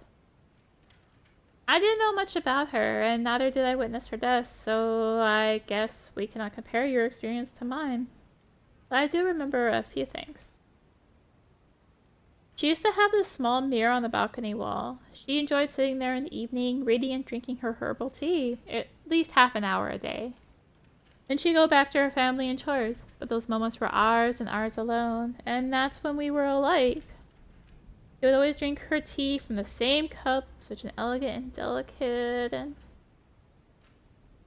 Anyway, each time I see Chinaware now, I think of her. You still miss her? Yeah, I do, yes, but it no longer hurts. Sounds lovely, but I just can't imagine myself this way. Thanks. Thank you for the talk. And for the tea. You're welcome. Hope you feel better soon.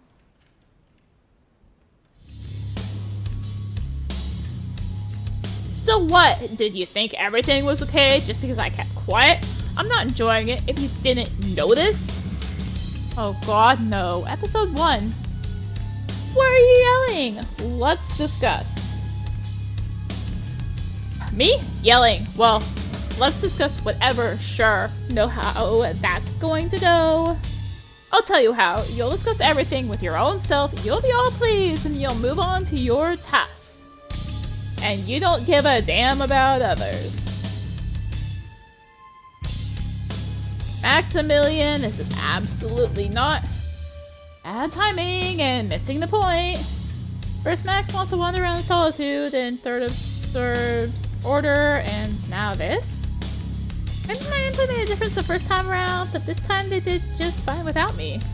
I'm almost hurt. And a very determined Chloe. Maybe I should stop her? Or not, actually. She'll definitely resolve the situation fast. Might draw some blood, but she will sure be fast. Let's watch. Fine then, let's see how it goes. Maximilian, just listen to me. No, you both listen to me instead. You come to our camp and yell like you're asking for trouble. But you don't ask with respect. Is your own campsite not cozy enough to yell around? Oh, sure, Mommy Dora might tell you off and maybe even leave you without dessert after dinner. Has it not crossed your minds that she's not exactly going to kick you out of the trip, let alone the bus? Maybe consider that I don't need your stupid drama here. Now shut up, turn around, get the hell out of here. Am I clear? Yes, sorry, Chloe. Get out. Whoa.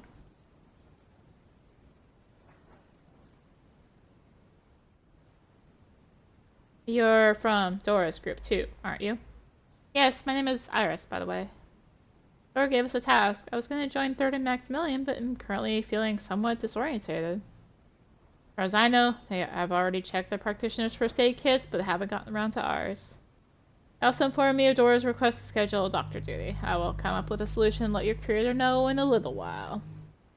Therefore, 3rd and Max are either with the scientists now or at our camp. Thank you, Takeo. Yet still, where did they go, and should I pursue them? Visit the scientists and find 3rd and Max there. We'll be able to complete the task together. If they're with Dora, I can deal with the first aid kits myself. Or screw it, should I just go back to camp? Go to the scientists. I may not find the troublemakers there, but at least I'll do something useful.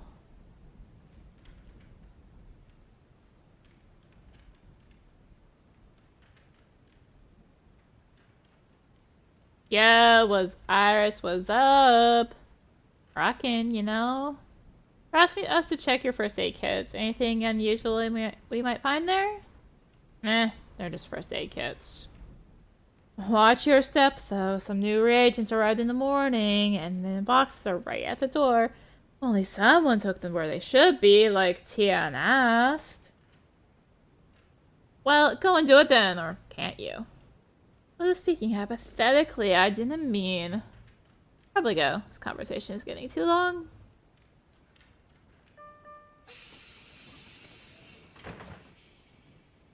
Phew, the list, the headache, and the bewilderment. Got them all. Bewilderment is to do with the scientists who mark medications with the name of their active ingredients. My list is the product of my responsible approach to work. And my headache is certainly a punishment for having a head. Or so I think. Can't see Max or Third anywhere. I'll probably meet them back in the camp. Or they could have gotten excitingly lost and Dora will tell me to go look for them. Sure hope not. Simply impossible. Right, Iris, explain to me what happened. As you might have guessed already, they had a falling out. When I found them at the practitioner's camp, someone was yelling like there's no tomorrow, which caught Chloe's attention. Long story short, she kicked them out. We didn't have time to talk at all. Oh my, not the smartest behavior on their part. Third, do you have any rational explanation for all this?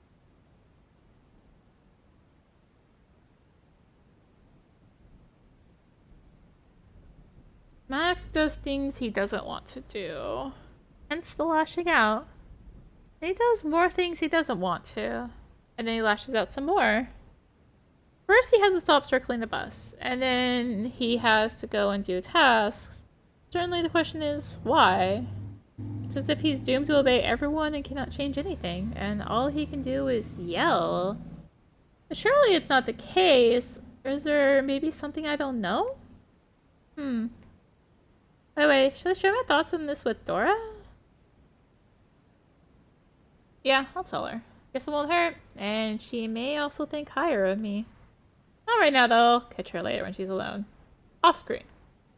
Right. Okay. Iris, you didn't get kicked out, I take it. I didn't. I even had time to check the scientist's first aid kits. The guys covered the practitioner's kits and KO on their own. Turns out arguing is not the only thing you two are good at. Impressive. KO said he'd give it some thought. Iris, see this. They're regaining their faculties of speech. Can they maybe also fill me in on the list of medications? Dora?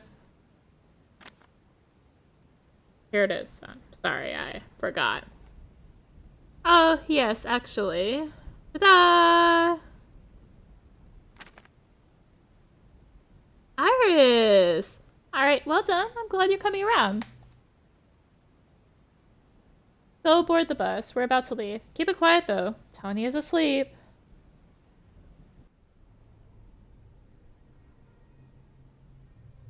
Do you want to go through the bag? Uh-uh. Or uh-huh? Because there might be something inside related to the murder, or... Uh-huh. How about having a look, then? I know her bag inside out. And that's it. Later.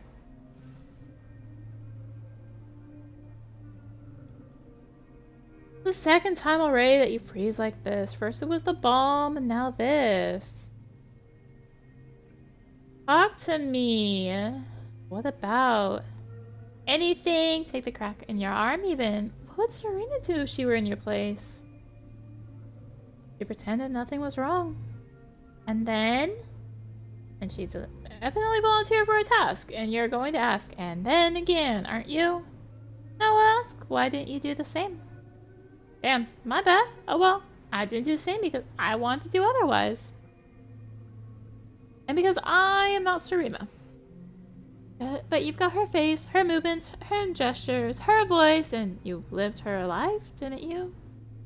Hey, inner voice, quit hitting where it hurts. I'm sorry. I want to ask, why so sarcastic all the time? I'm not sarcastic when I talk to you. To me? Almost? With others? What for? Why should there be a reason? Can't people just do something without one? You're sad, aren't you? No. Or yes. Doesn't matter. Stop it. This conversation is getting on my nerves. Not the conversation. Shut it. Can we talk? Yes.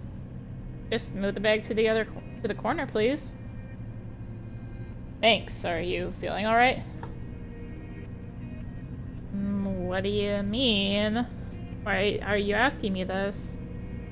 Well, your first crack and that whole argument thing. I see. I'm fine. Everything's fine. Thanks for asking.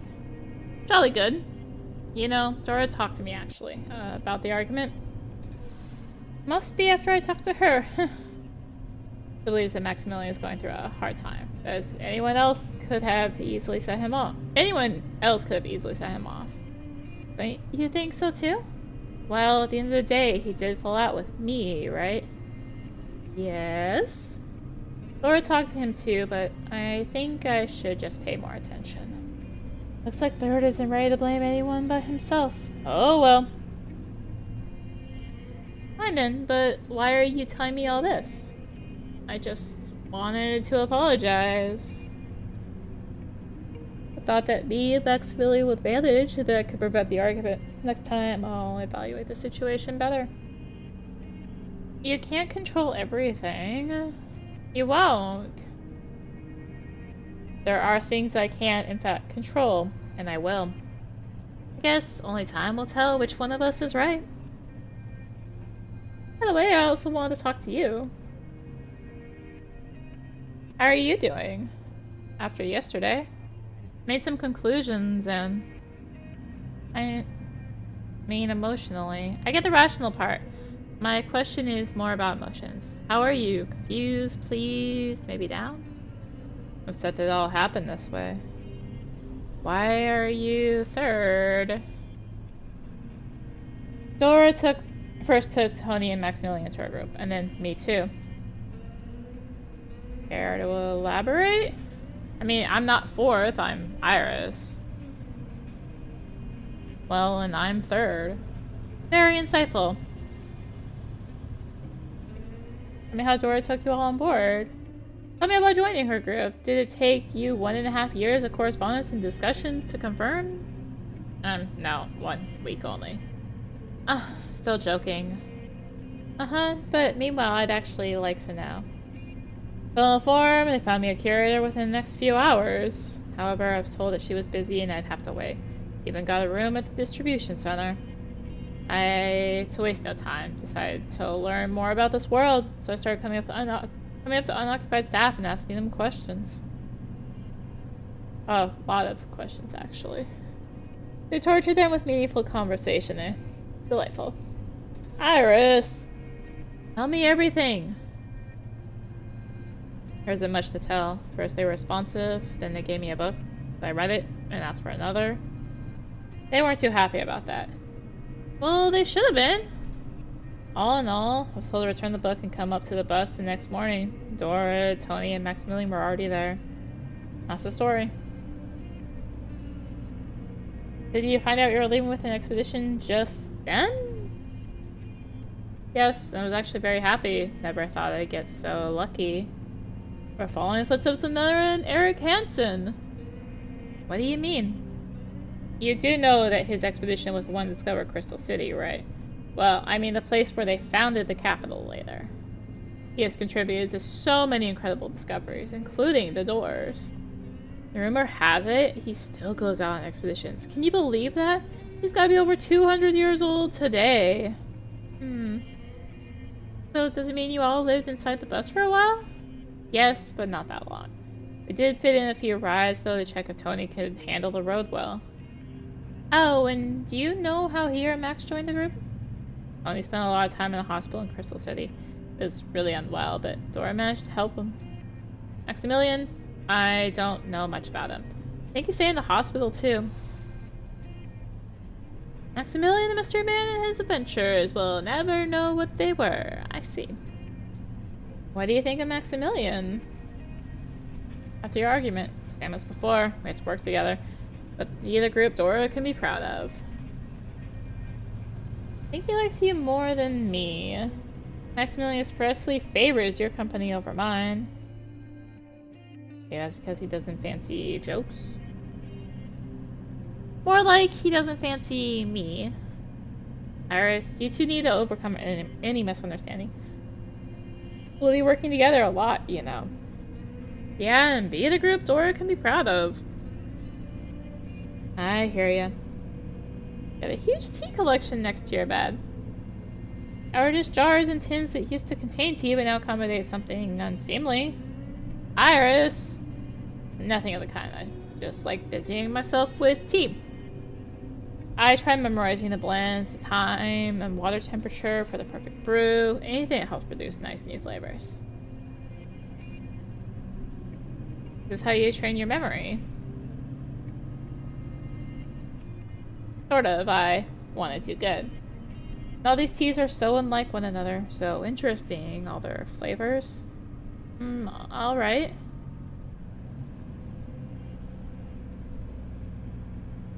Want one? It's got cheese. Yes, thank you. I'll have one. In movies, the chosen ones with superpowers would normally arrive and ask you to help them save the world. In reality, they sit next to you and offer you cheese rolls. I might prefer reality, to be honest. Good thing you like cheese, otherwise it'd be wrong. Wrong? Why? You don't like cheese, this is a wrong role for you, and I don't have any others. You want anything else, maybe? Tony, what do you want? A lot of things, actually. Well, what do you think I might want? I don't know, I'm not you, am I? It would be odd making decisions for you. Rika didn't decide either. Can you maybe try doing it just a little bit? Who is Rika? Tony, it won't work. Not even just a little tiny bit? You want to want something. I think. Probably, and is it good to want things? Much better than want to want nothing. Then I'd like to want something. I don't want to want nothing. How do I find out what I want to want? You can try wanting different things and then see which you like best. I like talking to you, which means I want to be talking to you. Tora, I want to be talking to Iris. Yes, Tony, and why? Iris, why do I... because I like talking to you. Because I like talking to Iris. Tony, and what do you like about talking to Iris about?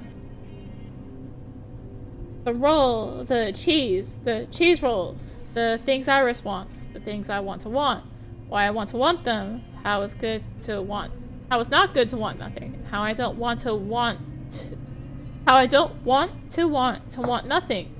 Ow. Tony, it seems like you've had a wonderful conversation. Want another roll? Yes, cheese one. Iris, you are very fuzzy. Fuzzy? Yes, very. Something wrong with my hair? Not at all. This is how Tony expresses sympathy. Thank you for talking to him. I don't mind, and who is Rika? I don't know. Tony often calls after someone. Rika comes up more than others. She probably took care of him or lived nearby. Mikhail believes that Tony will tell us in his own good time if Rika is truly important. You were right to ask me rather than him. I see. I hope he didn't amuse you too much. He didn't. No worries. He seems like a nice guy. He is. I'm glad you can see that. Days after death. 8! In a week? So then, dear diary, we have been on the road for over a week now. Can't remember if I've mentioned the radar before, but here goes. It's supposed to detect new territories in the void, but has kept awfully quiet. I wish it'd be for once. Serena's probably been buried by now. Damn it, I can't even say goodbye to her. I know she's dead, but there's still nothing left of her. And there's nothing left of her, but still. Anyway, I want to open the door to Sue's, and I'll even manage to, on my own, I'll need all the energy I have, yes, and some free time, which I don't have.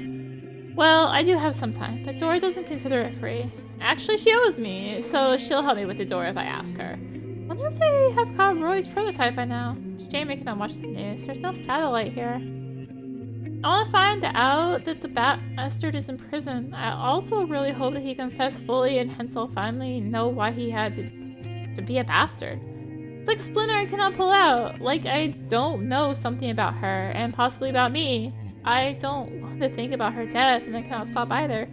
Itching, scratching, annoying. Wish I could talk to Serena at least once. Dora's opinion is that we should leave the past in the past and move on under her capable guidance. Third is the perfect example. He doesn't whine, he's quick and efficient, and what a diligent student. Max is permanently displeased with everything, including me! Me too. And Tony, he is the chosen one. He can create literally anything in immense quantities too, but he doesn't seem to reflect on what he does it for. He's conscious at times, but most often he's just lost in some weird suspended state. Nevertheless, I like hanging out with him. Dora tries to calm Tony down, pet him, and comfort him, but I'm not sure it's working. Can anyone help him at all? That's a great rhetorical question. I'm learning creating items is exhausting, but the actual process is rather intuitive. My signature trick is so far is ropes. Speaking of others, Max is somewhat better than with doors, but struggles. Sorry, I thought I saw something in the corner of my eye. Struggles with smaller items. Third is the same way as the other way around, and the chosen one can do anything without even looking, like I mentioned before. First day of the expedition, my arm cracked. It may sound scary. Well, it looks, well, odd. It doesn't feel like anything. In particular, I also have nightmares. I'm cruel things I'm sure I never even knew. Oh no, nothing out of the ordinary. But I decided to talk to someone about my state of mind after all. But Tia knows.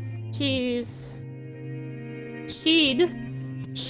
the scientist's lead. Oh no, I've got a lot of new information. And I'm feeling better. I've got a feeling that I was hugged, wrapped in a warm blanket, and fed hot chocolate too. I'm feeling better now. Tien said that my random first aid memories were most likely displaced rather than false. And by the way, looks like I'll be seeing the good old Roy soon. Turns out he has a contract with my expedition. What an incredible coincidence! All in all, I've got 3 options now. Figure out the whole Serena story. Closure, mystery, nightmares. Work towards my future. Practitioner, scientist, love of my life, a happy ending. Do nothing. At least the prospects here are very clear. I suppose all these can mix and match somehow, or not. Hold on a second.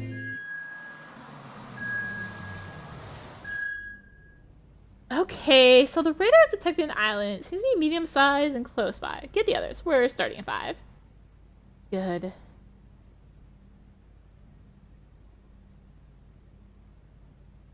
Ian, are the scientists ready? Yes, we'll be starting off with blue and green. Super! In that case... Laura, what's going on? Petitioners will now load their paint guns and determine the closest available piece of territory where the bridge can be spanned. They'll also test the local tolerance of different metals to the void while they're at it. And why are you whispering, Dora? Iris! Why is Dora shouting? Let's find out. Something wrong? No! What kind of question is that anyway? I've explained everything to you. Or, hold it, I haven't, have I? Well, why didn't you ask me? Then I'm sorry. Makes sense. You cannot know you can ask questions about something never mentioned to you. Right. I'll try to give a brief explanation. Listen carefully. We're not prototypes. We have different abilities. We cannot have children, and on average, we live longer. Our life after a prototype's death used to be closely linked to anything left on of them, such as living arrangements, the social circle, etc. If we want to thrive, we need to create our own world, our civilization, if you please. which is why one of the community's major goals is to discover and study new territories. Most successful example of that to date is Crystal City. Then there are villages, plentiful lands, experimental sites, and whatnot. Crystal City was discovered by the expedition headed by Eric Hansen, one of the community's founders. You must have heard of them. By the way, regarding the rumors that he still takes part in expeditions, he must be over 200 years old now. I personally doubt he does. But then, he's mostly a symbol, a visionary figure for the community today. Speaking of new territories again, as the void is unstable, there is no way of predicting where a new territory may surface next. Rare has just detected one not far from here, and the practitioners will now determine the distance to it. Tomorrow they'll span the bridge and stabilize it, and that's when we'll see exactly what is there and the state of things. What are the options, though? Have ever found anything fun? Oh, absolutely. A cheese farm, for one thing. Fully functional. Can you imagine?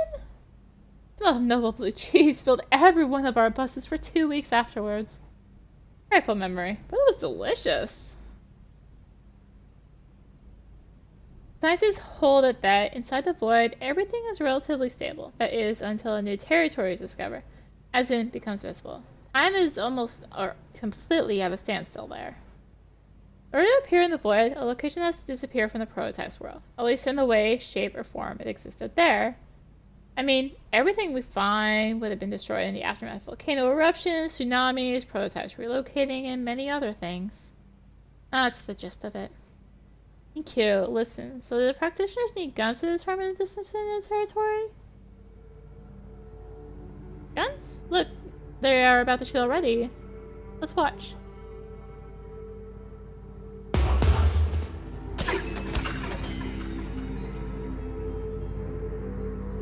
Whoa.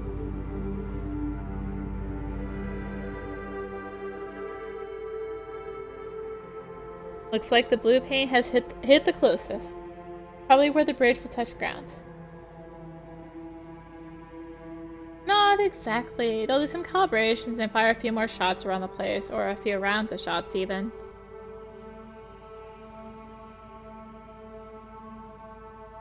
They may still go for blue. It's quite likely. Which paint is mixed with what? Spot on. Now let's go set up camp. And drink tea. Like the last time, or something new. Actually, I was planning on making a new palatable blend. Palatable is a nice word. Excellent one. Only, Dora, can I first go talk to Tien? Won't be long, then I'll come back and do everything. Whoa, paint, third, I'm coming with... Just admit openly you don't want to be setting up any camp.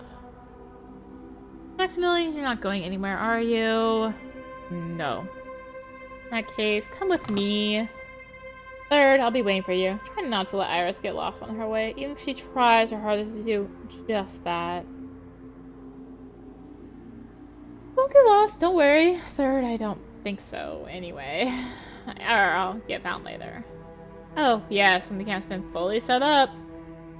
It'll be a total coincidence.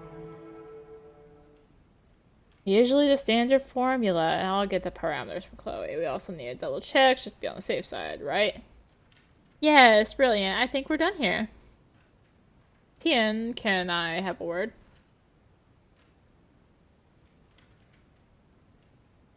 What's wrong? Nothing. We're just on a recon mission. Iris! I wanted to find out which metals go into which paints. Oh, and I'd love to know, well, the gear that looks that the practitioners will be using. You'll be able to have a look later. The gear is packed away. We haven't unboxed yet. Be surprised how similar different pieces look. The only visual difference is in the markings. Johnny would have probably said that they differ dramatically depending on the equipped practitioner. Regarding metals and paints, just ask Chloe for a list. Thanks a lot, Iris. Let's go find Chloe. Shame she's not as far as she could have been.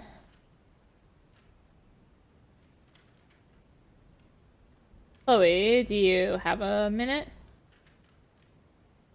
Hmm? You, can you please give me a list of all the matching metals and paints? I'll copy it and give it right back.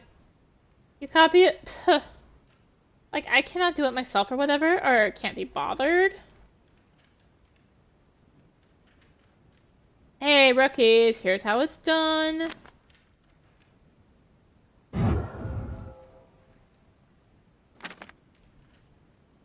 Thanks, Chloe. I'll memorize it well. Knock yourself out. That's all you two wanted? Yes, and thanks again. Hey, see ya. Awesome, we found out everything we wanted. Shall we go back? I reckon Max has done a good job already. Are we gonna come back to a camp all set up and Dora all pleased? I don't really think so. Real shame. By the way, how come you left your poor group behind and dashed off to learn all about paint? I had to like rewrite that sentence in my head. Doesn't look too mature or responsible to me. It's off key for you. As if you are me. Iris, I don't think it's appropriate to call you irresponsible. However, you're right. It would have been the right thing to do to set up camp first. I don't know why I chose so inefficiently. Because you wanted to? My desires could have easily waited. Anyway, let's hurry back. Let's do that. Right over there, isn't that Roy? And here's our contract worker in all his glory. Let's talk to him. Hope he's not too good of a runner.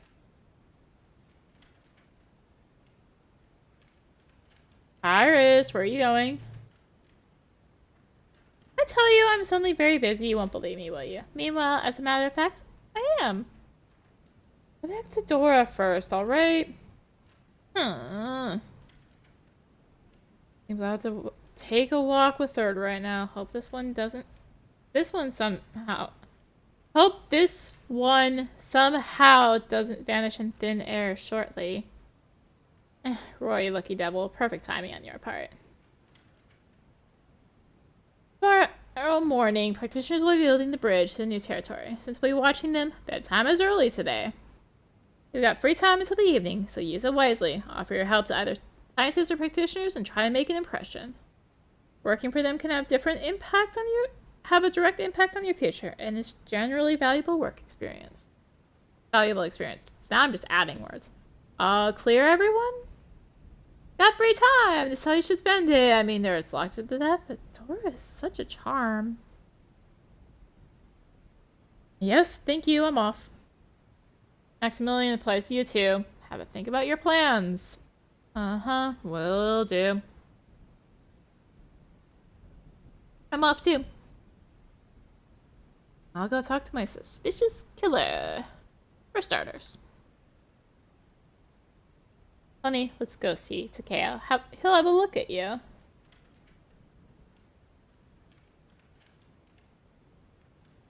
wonder what Roy's business with the scientist might be. Assuming that's actually Roy. On the other hand, there's a very slim chance he has a twin who also likes hanging around expeditions. Anyhow, looks like it's time to figure everything out. Roy! Hi, Iris. How are you doing? Splendid. This guy, you know, first he kills me, then he takes active part in my life after death, and he's actually expressing delicate interest in my well-being. Would you rather I just ran away then? Did you want to? A little? And you could, as far as I understand, managing the frequency of our run-ins in some other way. For example, to be honest, I've been thinking a lot about what to say when I see you again,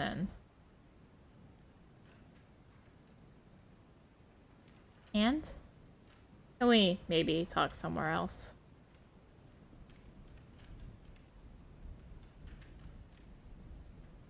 Sorry. Where is it somewhere else? I've cozied up the tech trunk a notch. We can go there if you don't mind. Sounds like you're trying to get rid of me, all the while pretending that you are not. Not entirely sure I should be saying this, but do you think I'm after my second time lucky? You think ill of me. I do.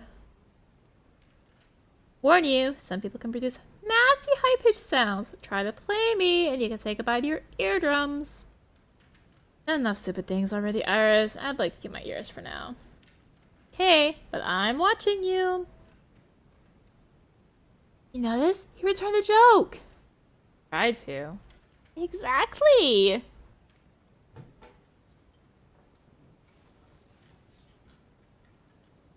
Tell you, you are on this expedition because I killed you. I mean, because I killed you and tried to do something nice to somehow make up for it.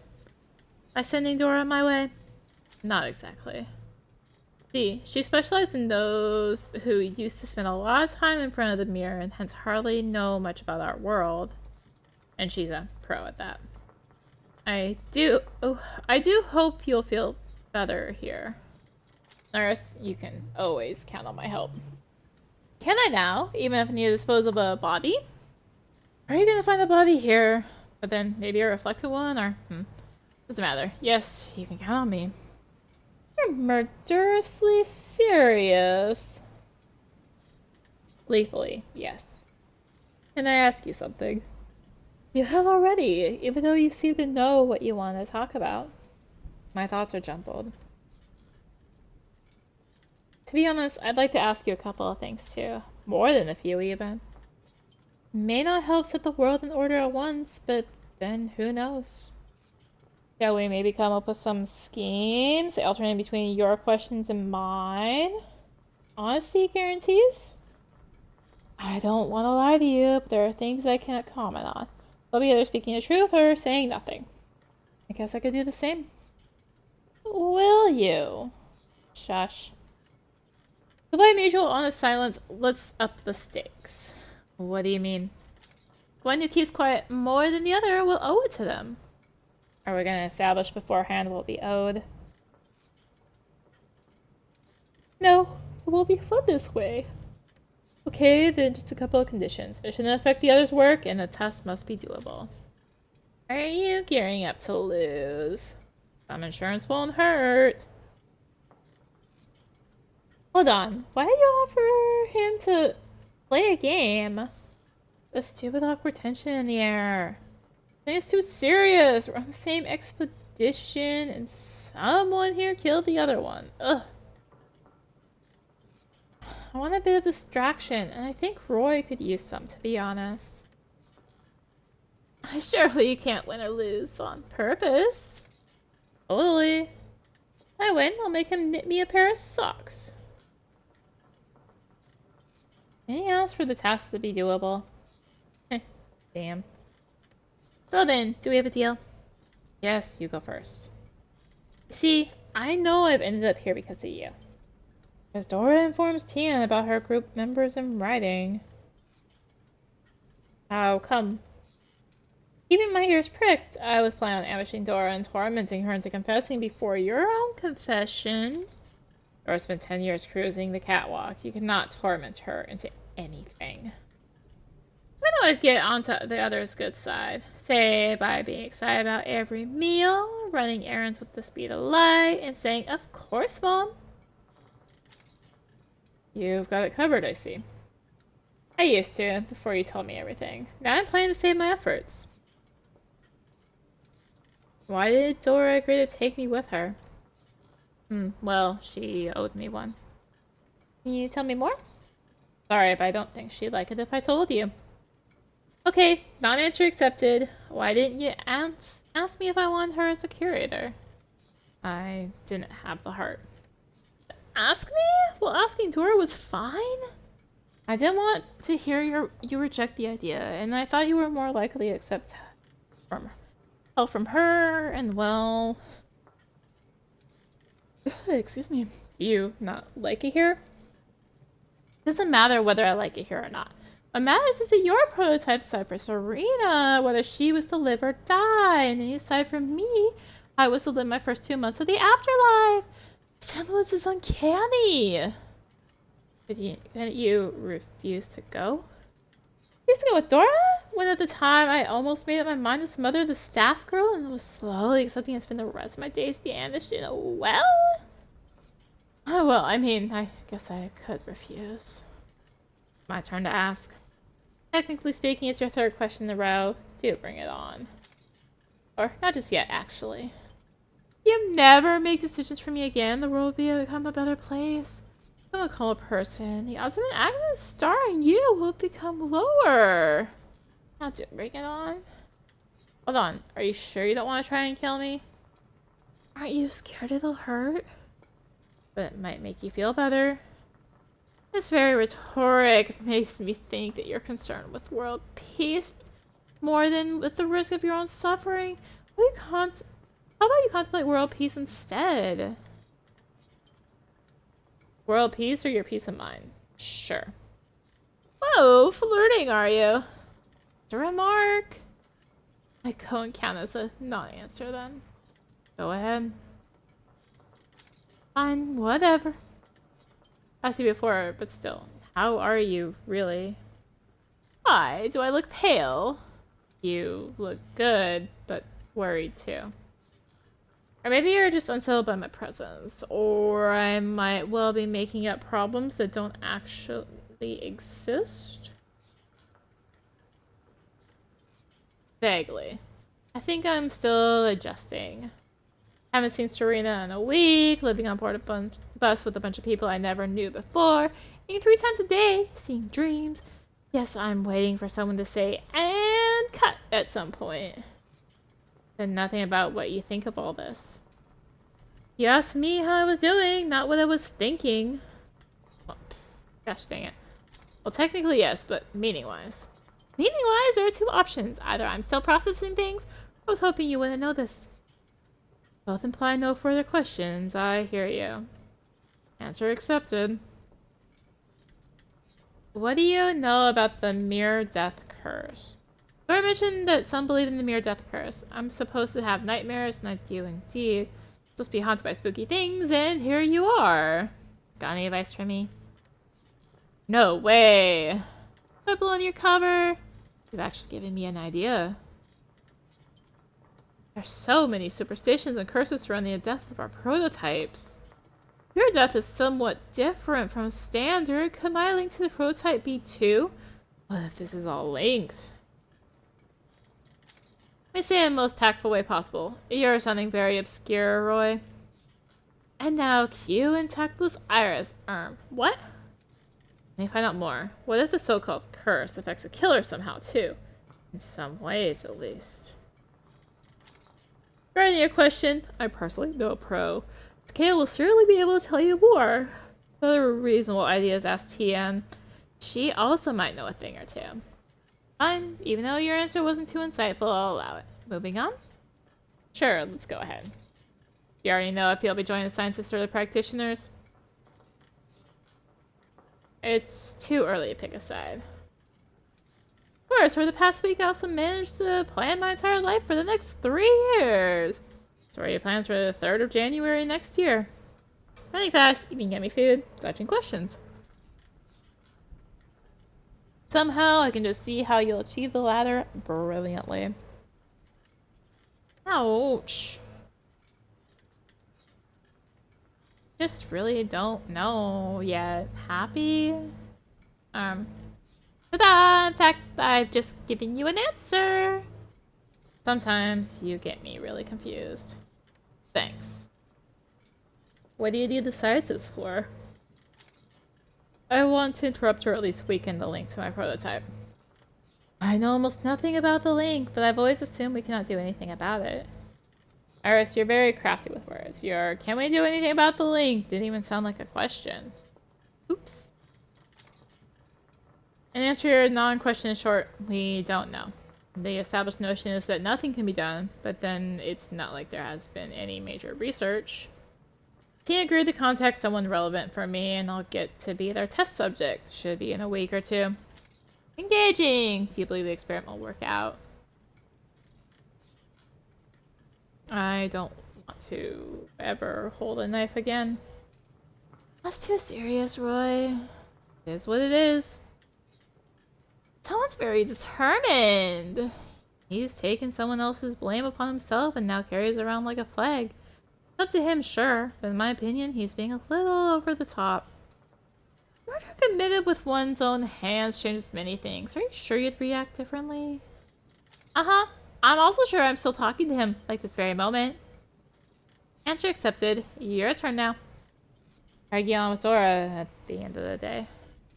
Are you hoping that the decision you made for me was the right one? If not, you'll just make another one? Answer me, please. If you want, I can arrange for you to get another curator. I like it with her. I think a helicopter-style curator, a genius junkie, a sullen Hulk, and a compassionate third. What a dream team! Is it that bad? No, I'm actually being serious. I like it overall, however strange it may seem. Glad! Answer accepted, even though at first I thought you were implying you were overwhelmed with adversity.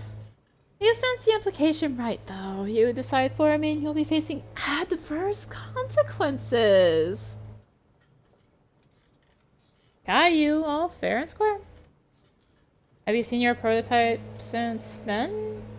Since that night? Say, being interrogated in a room with a massive mirror on the wall? Not the interrogation room, now. See him once in the usual barbershop and then once someplace else. What was the place and what was he doing there? Sorry, I cannot say. Are you really keeping secrets for the prototype you've never even properly seen? What a baloney!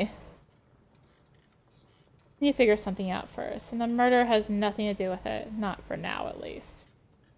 Whoa! Some serious baloney indeed, all this. Yes, that's one way of calling it. Non-answer then? You did answer the first question. After all, the answer was baloney, but I'll play by my own rules. I'm sorry, but it really is better this way. Claims like this are usually followed by some serious error of ways, eventually causing the world to end, just so you know. Try finding out anything about your prototype. Why? Do you think the case is solved already? I get to reflect the regular stuff more or less, so I suppose the case is still open. It's just that if he gets jailed, I'd like that. But I probably won't be able to work properly. And knows what the deal is with Mears in jail. I'd hate to let Joe down. What if he doesn't go to jail? I hope he does. Comments. I'd like to talk to Suze, but I haven't had a chance yet. I think you've got better prospects of really learning anything new. Answer accepted, but I'm afraid you're wrong. I can find out the latest news when I have time, but otherwise, I don't know. What do I do? Make a heartfelt confession to the cops' reflections? Hardly any point in that. And do you know any of the cops' reflections? I know Fab. Fab? Fabricio, a practitioner and a former cop. From London, too, by the way. Maybe I should make a mental note of this name. Turns out we said bye the first time he went towards the same buses? No, I joined at the expedition's first stop. Since I'm on contract, I only get down to work from the moment all the checks are complete and the buses head out along the new road. So it means you've been here for a week already? Yes. Are we gonna see each other all the time now? Alright, so you don't have to talk to me or hang out with me at all.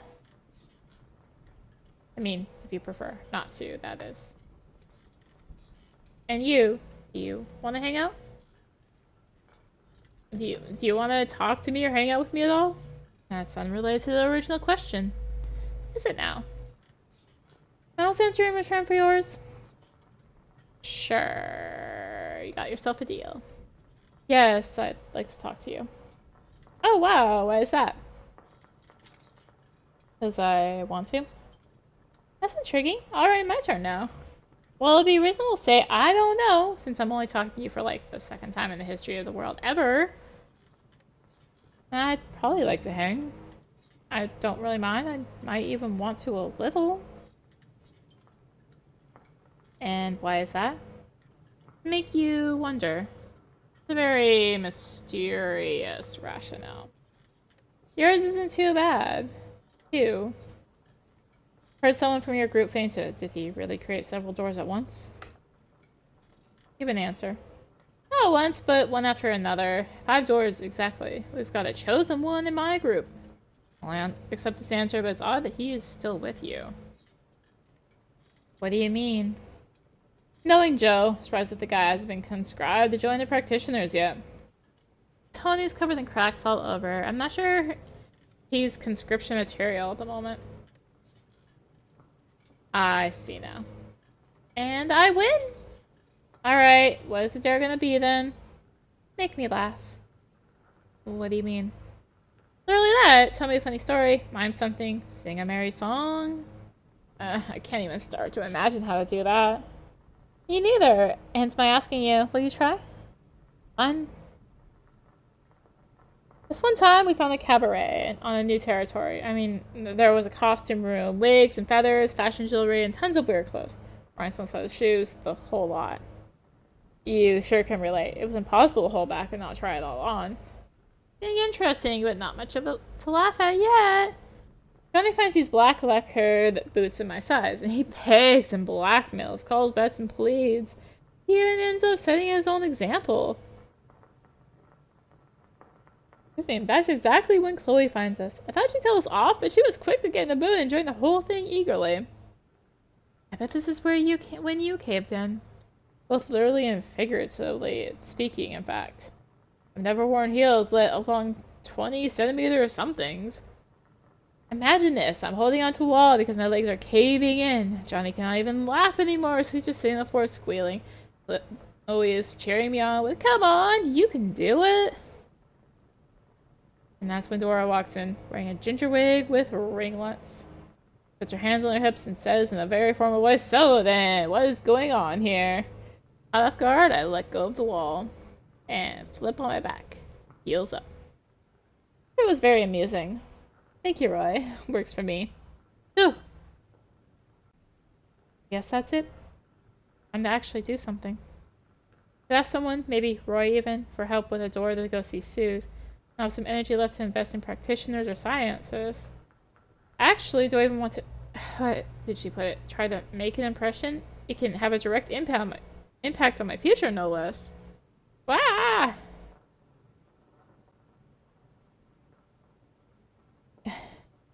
Is it? Yeah.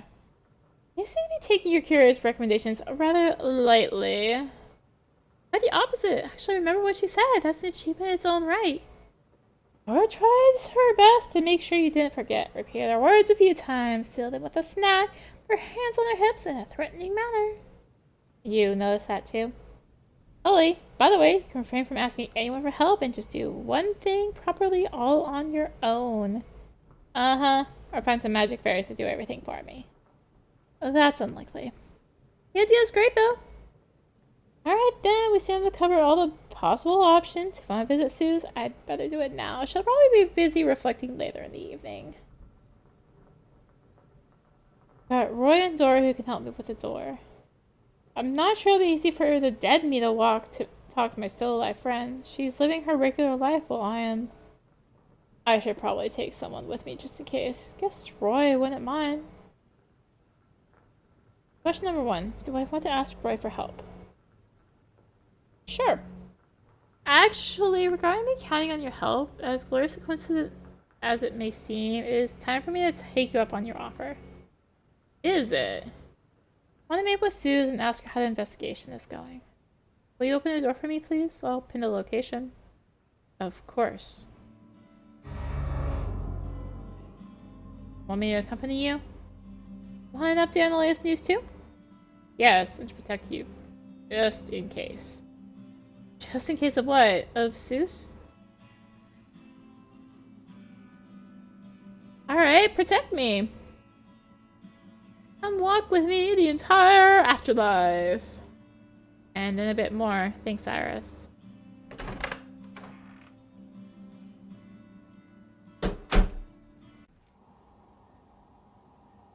My gosh, Iris, I've missed you so much.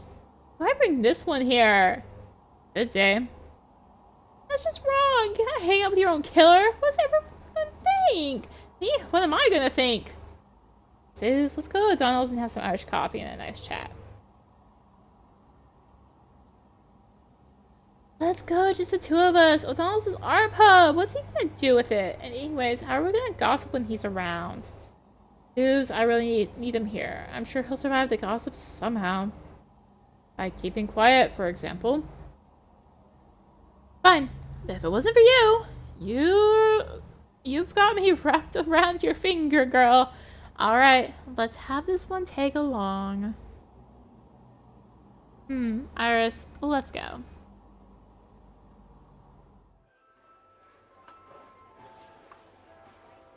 So tell me, how are you? Looking great, by the way. You simply won't believe what's been going on with me. Let's get the usual. The pub still owes you for that recording, right, Iris? Uh-huh. It'll probably be another 5 years or so. Well, we're more like 3 or 4 orders. Iris, can I buy you two a drink? No, the pub really does owe me. Yes, what? I'm now the official stylist for the upcoming spring-summer collection by Alexander Lee. I already met everyone there. Paulina is so very nice, and she lets me call her pal.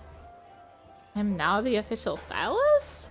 It's always been this way, but this time it's like nail on a chalkboard. Zeus doesn't separate herself from her prototype. Don't want to even think about what will happen when the community opens that door for her. This will definitely be scratched. The lecturer, the Howley staff, everyone? You'll easily have their share, and that blonde staff girl too. Zeus. Yes, pal and Zeus. This is mental, right?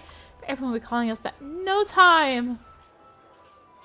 As in, not in a couple kind of way, you know. Carla is jealous already, but there's nothing for her to worry about. It's strictly professional. Are both Carlas jealous, or is just Zeus Carla? Then again, who cares? Self-realization is crucial for every woman. You get me, don't you? Uh-huh. Now, I don't get you at all. You don't give a damn about Iris. You asked her a question, went straight on to flaunt your prototype's career achievements. Just bravo, really. What was the promise to talk about the investigation? Here comes Royce. Keep being quiet. You think he's trying to protect you? By crushing Sue's spirits? That's a first. Roy, it won't do us any good if Sue dies of a heart attack right now.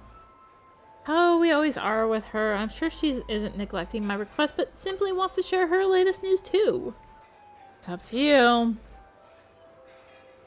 Exactly! I just want to share the news! I told you it wasn't stupid. It was a stupid idea to bring this one here too. No, I'm not neglecting anything. I have a lot to tell. In fact, I was about to tell everything right now. Yes, so then, turns out Serena had a husband. A husband? I didn't know, and you too. I mean, who even did her wedding makeup? Sure wasn't me, but the husband's mentioned in the newspaper. Looks like a fake. Are you listening to me or what? I haven't made it all up, you know. If only there were photos. Look here! The body was handed over to the grieving widower. No general public was admitted to the family-only cremation ceremony. See how things are sometimes, Iris. She was so beautiful, lying in her casket. I cried my eyes out. Unlikely that there were mirrors of the cremation ceremony. The article is text only, but Sue says she saw her. Seems like a few hot magazines managed to get hold of photos of Serena being so beautiful, lying in her casket. Hating all this. Ugh. This husband, too. Apparently he does exist for real, and everyone knows about it except for me. Glorious. Iris, what's with you? Please don't detain this guy. Some sect leader or whatever? I haven't seen him personally, of course, and they won't share any details, but it's definitely something serious. Sect leader? Something serious? Can you be more specific? You see, I don't rub shoulders with just anyone. She's getting on my nerves. Zeus? What now? The police simply issued a statement that someone was detained, but the newspaper's also writing about some sect, and they've also learned about the ugly knife somehow. So horrifying! At least they gave the article a very poetic Scarlet on Scarlet. Or very poetic title. That's the one. Cynical and cheap. They're no more than vultures.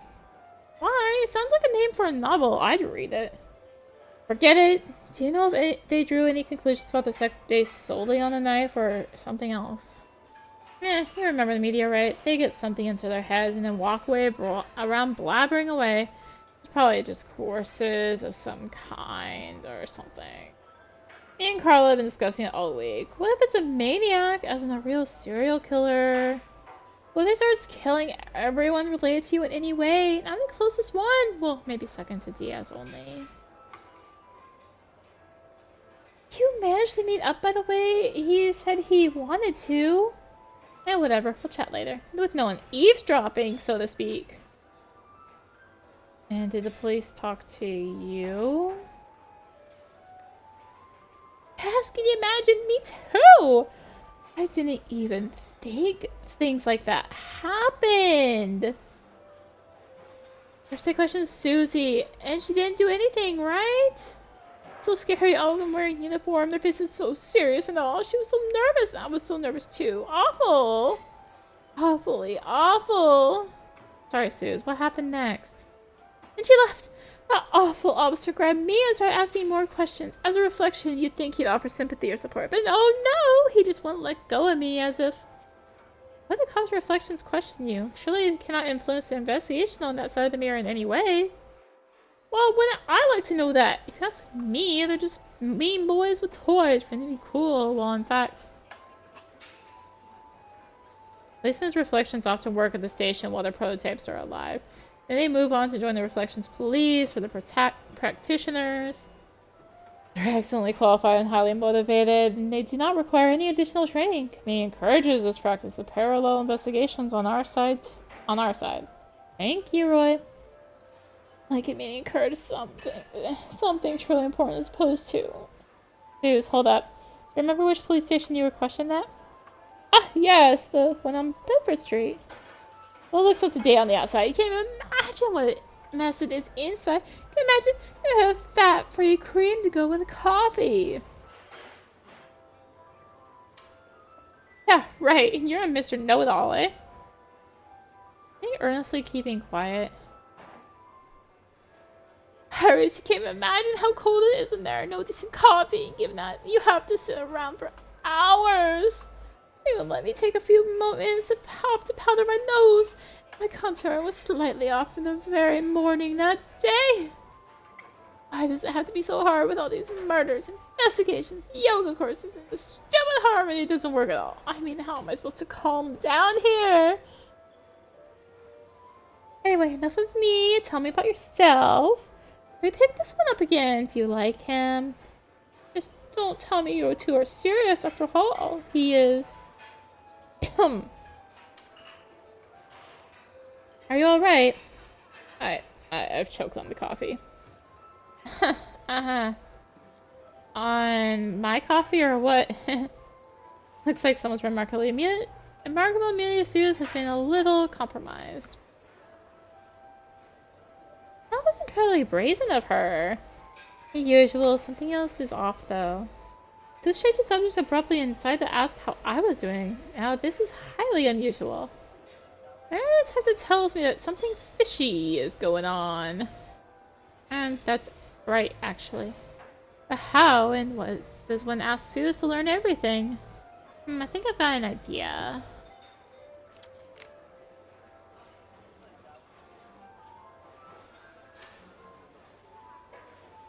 Are you gonna write things down to look for inconsistencies later? No, I'm gonna draw herons. Why herons? First, you get your little book out, and now you're whispering to each other. I thought you came to see your friend here. Honestly, this one's an odd influence on you. I won't even be surprised if... Don't worry, Suze. Roy just asked me to show him the notebook. You don't know that I like keeping my hands busy when I'm nervous, right? And well, I can't play around with a cup of coffee, can I? Phew, I think I sounded like her enough, but not exactly though. Oh, alright. I also do those sometimes. It's good fun. Excellent. Susan switched over. Action time! A few subjects I'd like to cover in more detail, and if she's withholding anything at all, I should try and guess what that might be. First question is the most important. She tires easily, and by the end of it all, her mind will wander. There are 3 different ways to approach suits: pressure, friendly banter, and sarcasm. All I need to do now is pick the best approach for each subject.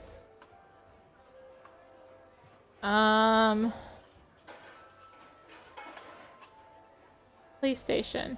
Remember something other... She may remember something other than lack of fat-free cream. Also question her. Did she see other witnesses? Did anyone tell her anything about the investigation? Approach. Was she? Will she understand why you're pressuring her? Could be worth a shot, though.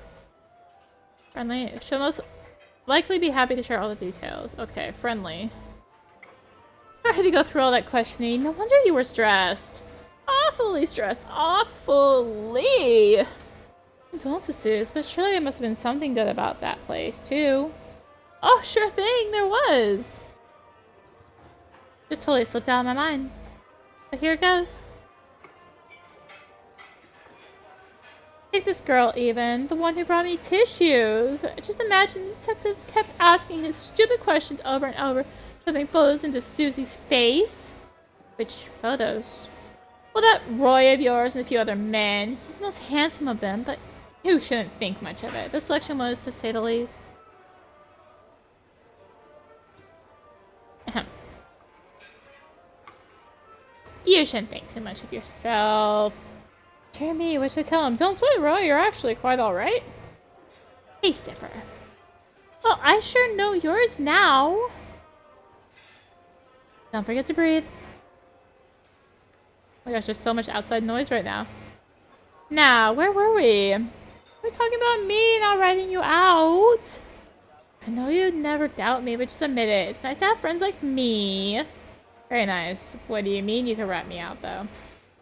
Well, of course, Iris. Anyone here seem familiar to you? You see, familiar to me. How dare they? First the detective's prototype tortures poor Susie with his stupid assumptions, and then this. I mean, she didn't see anyone. Well, I did see Roy, but you two were hugging, so I didn't even know what to tell them. We are friends, right? What if our police here got some wrong ideas into their heads? Just started your new life. You were hugging and simply moved Iris out of your way. I was busy reflecting, you know. It's not like I could do much. Yes, and that's why I carried her away. You really should have told this to the police.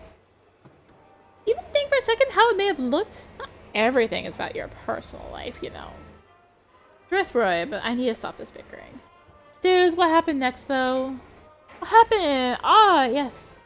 Anyway, the detective was pressuring me so hard that I broke out in tears, and he just left. A single word of comfort and support. What a horrible bozo!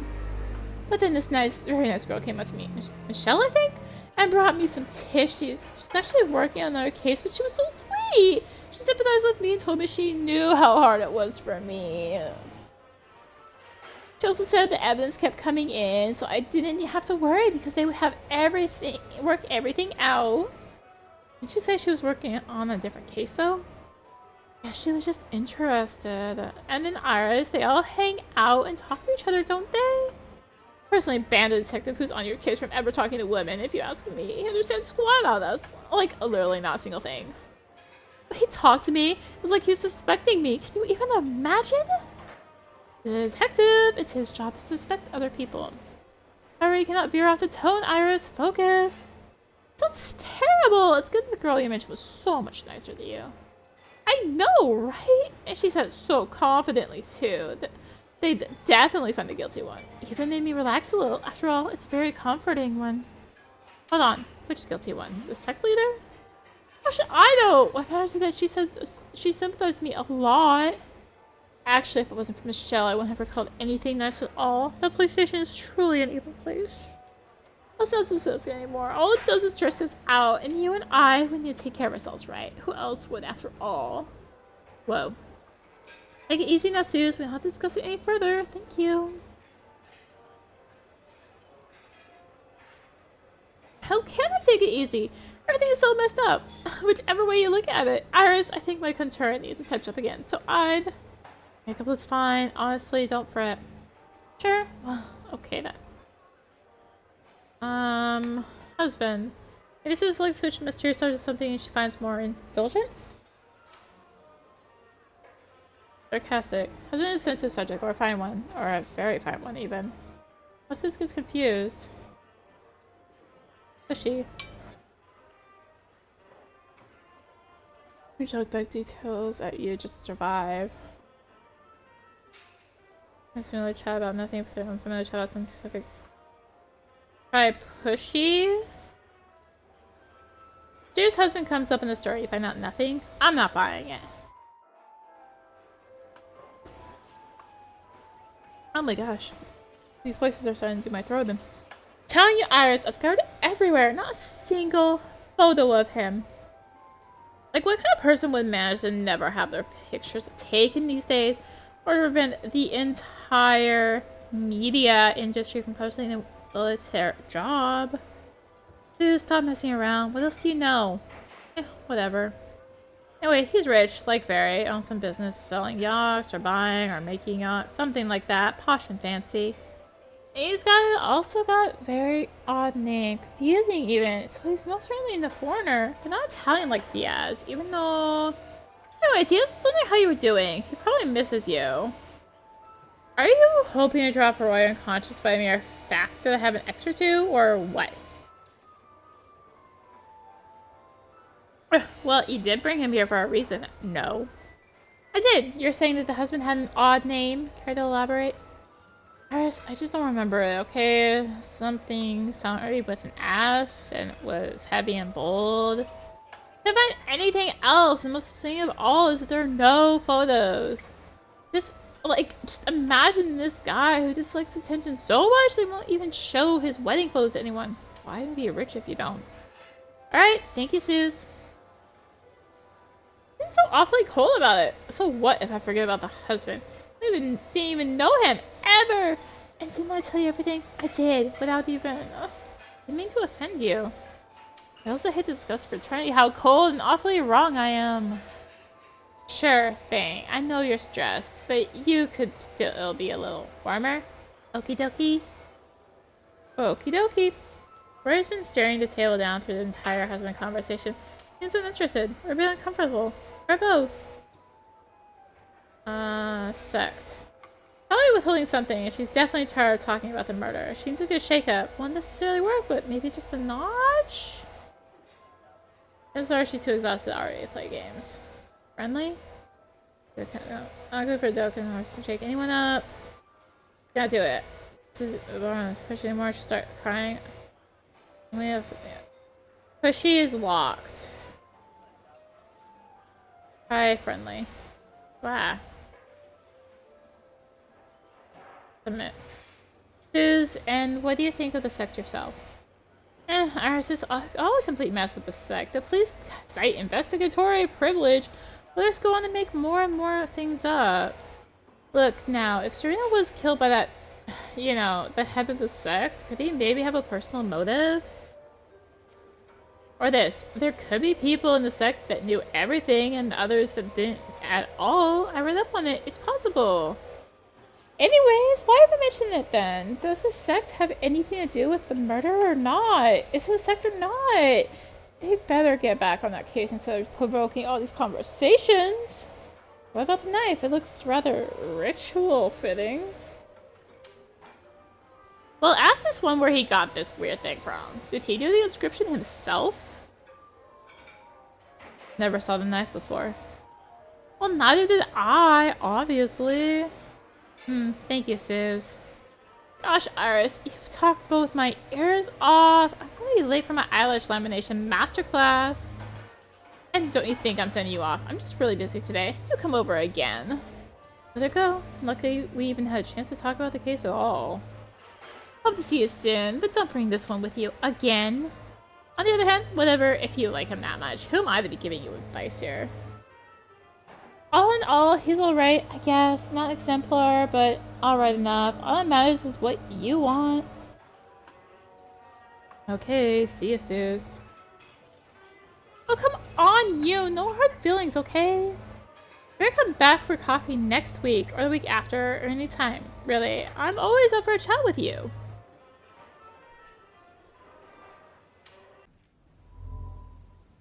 What about you? Regret volunteering to join me?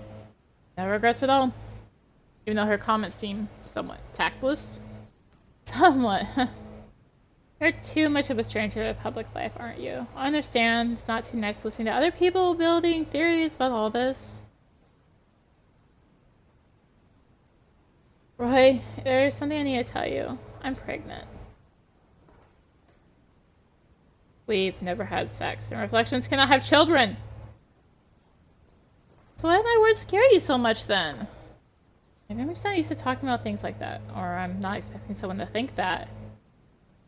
Thoughts are not that material. I mean, I'm probably not pregnant after all, or actually, if I think about it very hard, nope, still not pregnant.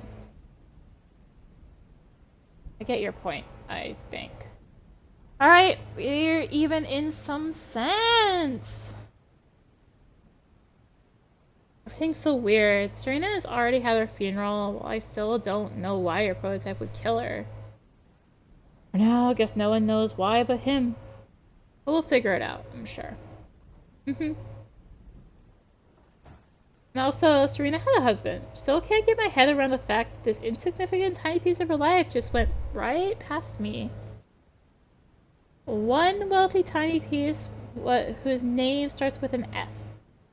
Prototype possibly has a husband too. Well, I'm completely in the dark about it. Sure, but what if he actually has a wife, or 7 brothers, or kids? Would you want to know? What for? It won't change anything. You cared about Serena not because she did or did not have a husband. True, but still, it's just so odd. What do you reckon? Did Suzanne tell you everything she knew about the investigation? Probably not. I don't like to admit it, but probably not. I think that if she really did hold back any information, it'll come to light sooner or later. Take the police even. They might know more. Uh-huh. Listen, do you maybe want to play our game again? You think it's time for me to win one to lighten up a little? I'd be happy to surrender at once, but I guess it won't be fun that way. Absolutely! And why would you surrender so easily, by the way? Is that a question? Uh-huh. I'm not answering that. I see where this is going. Alright, non-answer accepted. My turn now. Do you consider Suzanne your friend? Depends on what you mean by friendship. Do you care about what's going on with her? And do you want to believe her? This is a nasty question, Roy. Sorry. Do you have an answer? I'm not sure. Never had to think about it before. Reflections of Serena's friends were my friends by default, but this default has simply vanished into thin air. You're very careful with your words. I don't want to say probably not. I'm sorry. Me too. And by the way, why did you ask? Do you not like Suze at all? I got a feeling she didn't care about you at all. Which means, yes, I don't. She said she wanted to protect you from the police, but she chose a very strange method. She's probably doing just that, though. Did I answer your question? Uh-huh. Right then, what was so special about Serena? So special? My bad. I know she's important to you and all, but I just don't get it. Clearly separate yourself from her. You've got a different name, your jokes are different. Can you explain, please? Try to explain. Damn it, Roy. The way you say it, it's like I can just go and explain it with words. Break my thoughts, box them, and label them. If I loved her, that's the 3rd box to the right, blue label. If I merely liked her, it'll be the 4th box from the top, red label. Now, if I actually confused the two of us and thought I was her, that's the special spot, a secret box inside a glass case. What if you actually try to? Serena was my life. You can count this as an answer or not, but I won't be able to come up with a better reply anyway. I'm sorry. Huh? And now you're sorry you asked? Again, I'm sorry. Your turn now. Pushing questions is incredibly tasty. And you also come out as eager to surrender and then kindly refuse to explain yourself. Are you feeling touchingly sorry for me after a little adventure, Leroy? Are you joking? And are you ridiculing me? No, Iris. Can't even imagine a situation where I feel sorry for you. Why ask me at all, then? I understand you. Yes, these are not the most basic subjects for a chat, but they should be raised, don't you think? I don't know. I see. Regarding surrender, I'd surrender and make you happy. No way! Surrender away, then. I do. Just like that? I don't know any other way to surrender. I wonder if I do. You don't need to. You don't surrender. Well, you shouldn't surrender then. Okay, I won't. Oh, you got your hands on the elusive girl of Dora's. Being cute together, you two. Discussing anything important? Me? Yep, you. Iris, here's that Johnny we were talking about. My bro. Iris, whatever everybody's told you about me, it's all lies. Oh shoot, what am I now? Expected to forget all those wonderful, incriminating details? I have to come up with new ones for you. Have anything to do with why you're here? Fortunately, no. So what were you discussing about me then? For real. Strictly speaking, we didn't. We're as much discussing you as placing bets on when you turn up, and I win. An entire dare, mind you. Wow, is it dirty? Looking for details. I vote against. Sorry, Johnny. Roy's just voted against. I see you found some common ground while waiting here for me. But actually, Roy, I was looking for you. Nothing personal, Iris. I hope next time you'll pick me to make bets with, and I also don't mind losing neither a truth nor a dare to you. Whoa. Joe, so why were you looking for me? It's time to test a new badge. It's been time for like half an hour or so.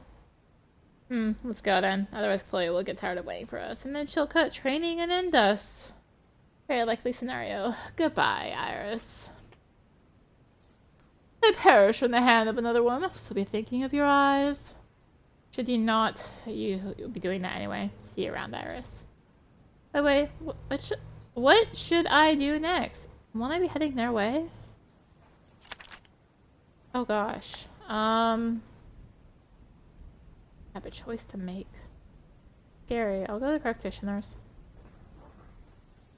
Don't bid your farewells just yet. I'm coming with you. Would like to do something useful for the practitioners.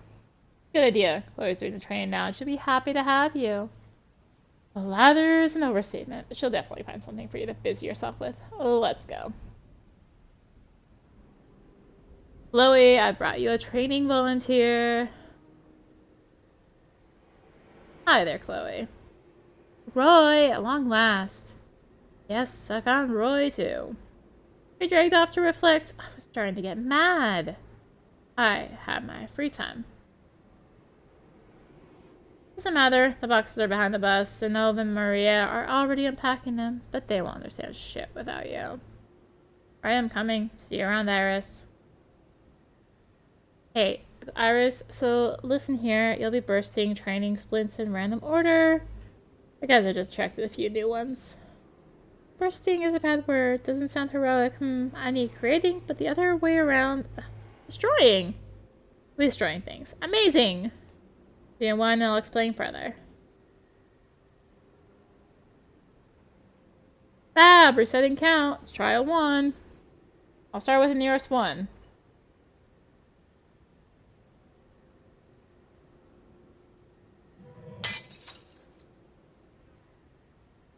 E3, 1. So that's how it works. Now Chloe will. Iris, you hold it now. I responsibly decided not to do anything weird. It seems to still happen on its own. What was that just now? Everything's fine. Let's go on. No, we won't. A3, got anything to say? Everything is fine, really. You always jerk with a newbie's burst versus splint. Whoa, did they jerk? Alright, I'll pretend I saw it too. We don't. Just that the sound was kind of wrong. Yeah, exactly. Your straps be a little loose or something. I secured them fine. Oh, we were probably overthinking. Both of you at once? Maybe something's wrong with the actual splint? Sounds fine to me. Meh, you just burst yourself. Well, she's a newbie after all.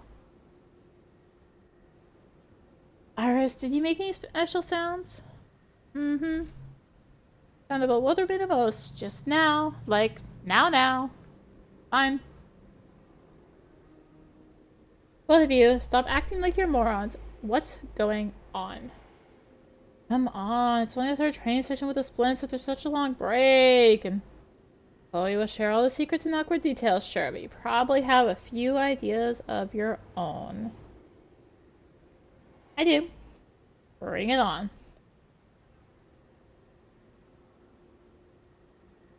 Things are fine. Something wrong with the gear, maybe? Or the footwear, or their morning coffee? Let's check. Oh wait, can this new gear be a little too tight around the guy's delicates? Not too tight elsewhere?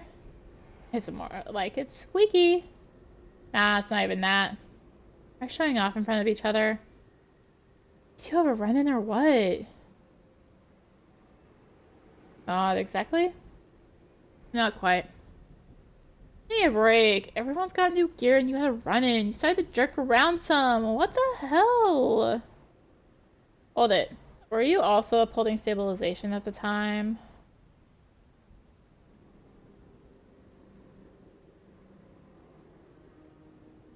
Bloody pinch me.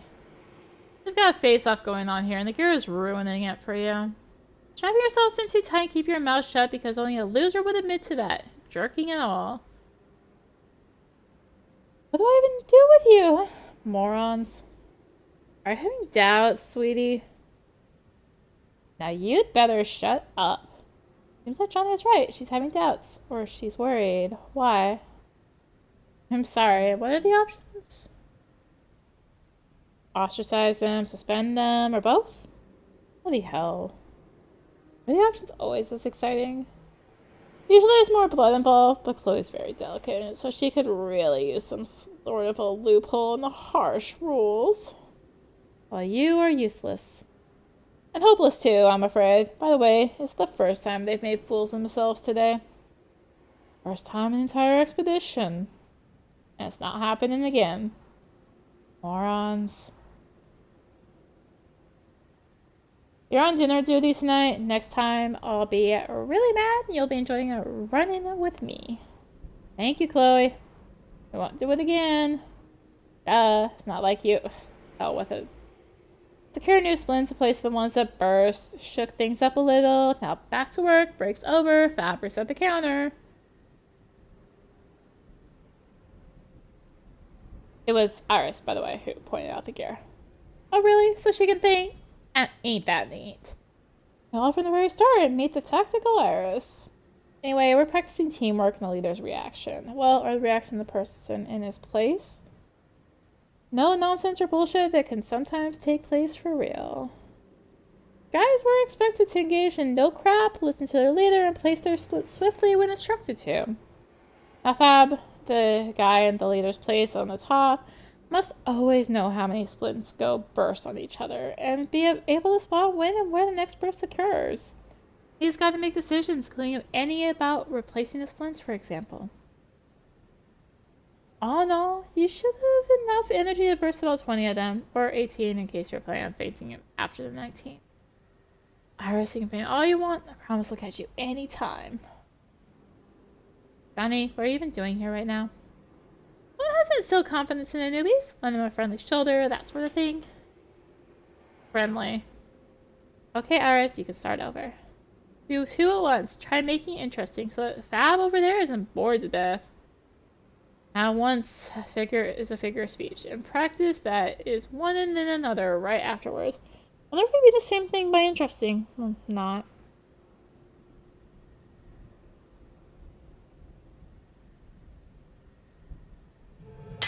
Ow. Ow. E3! First. A3! Second. First. Go on.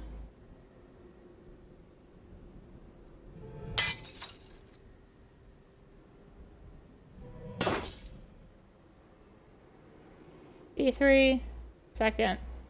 B2, first. I'm picking the same ones.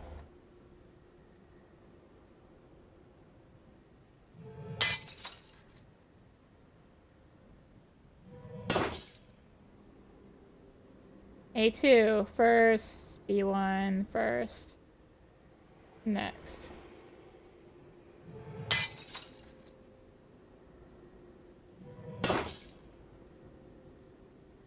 A1 first, A3 first.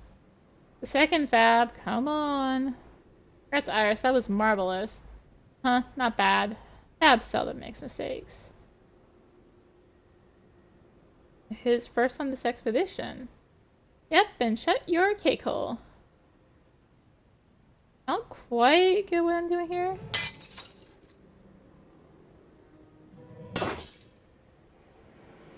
E3, third. E2, second. Maybe spice things up a bit. Stop whining and you, Iris, focus.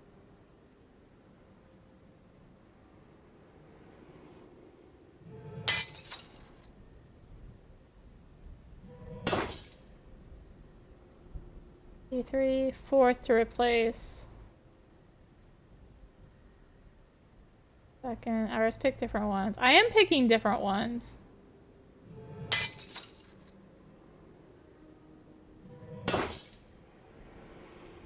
B1, second. B3, first. Point, Fab remembers the repetitions very well. Don't pick the same person within one go, and don't pick anyone twice in a row. Do this, Iris.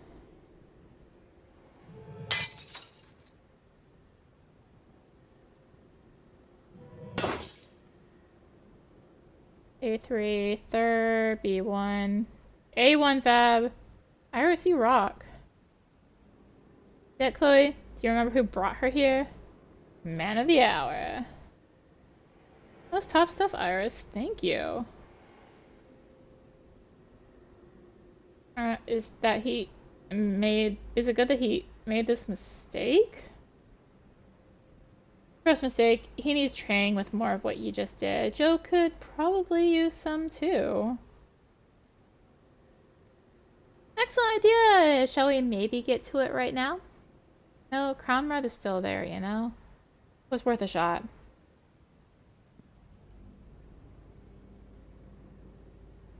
Are you dizzy? Not at the moment, no. Alright then. What's the plan now? Talking all those things beautiful to me, running off to the camp, or maybe grabbing Roy for those secret things you do together? Nope, not telling you anything, at least not right now. Getting right into the thick of things, keeping my fingers on the pulse, the usual. And it's working! Iris, how do you find the training? Eventful. Maybe not so much. Also active. It's strange, too. Enjoy my improvised masterclass on giving complicated answers to simple questions. On a more serious note, the training was fine. More or less what training should be like. Congrats on your first practical impressions! Great that you're starting to fit in. Which I saw you train. Yeah, bruh, you missed a true milestone. Fab made 2 mistakes. 2? Iris, this has never happened before. It's not Fab's first year with us, you know. Should join our training again sometime. I mean, if you want to, of course. Wonder what it'll be like next time. I'll think about it. Right, and how are you then? Done with the boxes? Oh, he's definitely done. Otherwise, Chloe would have given him a thrashing right on his way here. Uh-huh. It was quite eventful. Nothing like a venture with a you. Oh, have you two been venturing somewhere? A date by any chance? I introduced Roy to my girlfriend. A date for 3? Sounds remarkable. Didn't have a date. Are you sure? What if you just didn't realize you were on a date, bro? I say, you tell me what you did there, and I'll tell you whether it was a date or not. We're an expert, bro. I'm not telling you anything. Afraid you might not like the answer. Or like it too much. No, cut it. It's a private matter. You're reacting way too seriously. Iris, what have you done to Roy? Overwhelmed this fragile mind with global scale problems. Something like that. He seems to be coping fine. Fine. He won't tell me anything. Which is, in fact, fine. Don't appreciate me at all, bro. Can also flick you. Boy, aren't you aggressive. Sorry, Iris, but I could flick you too.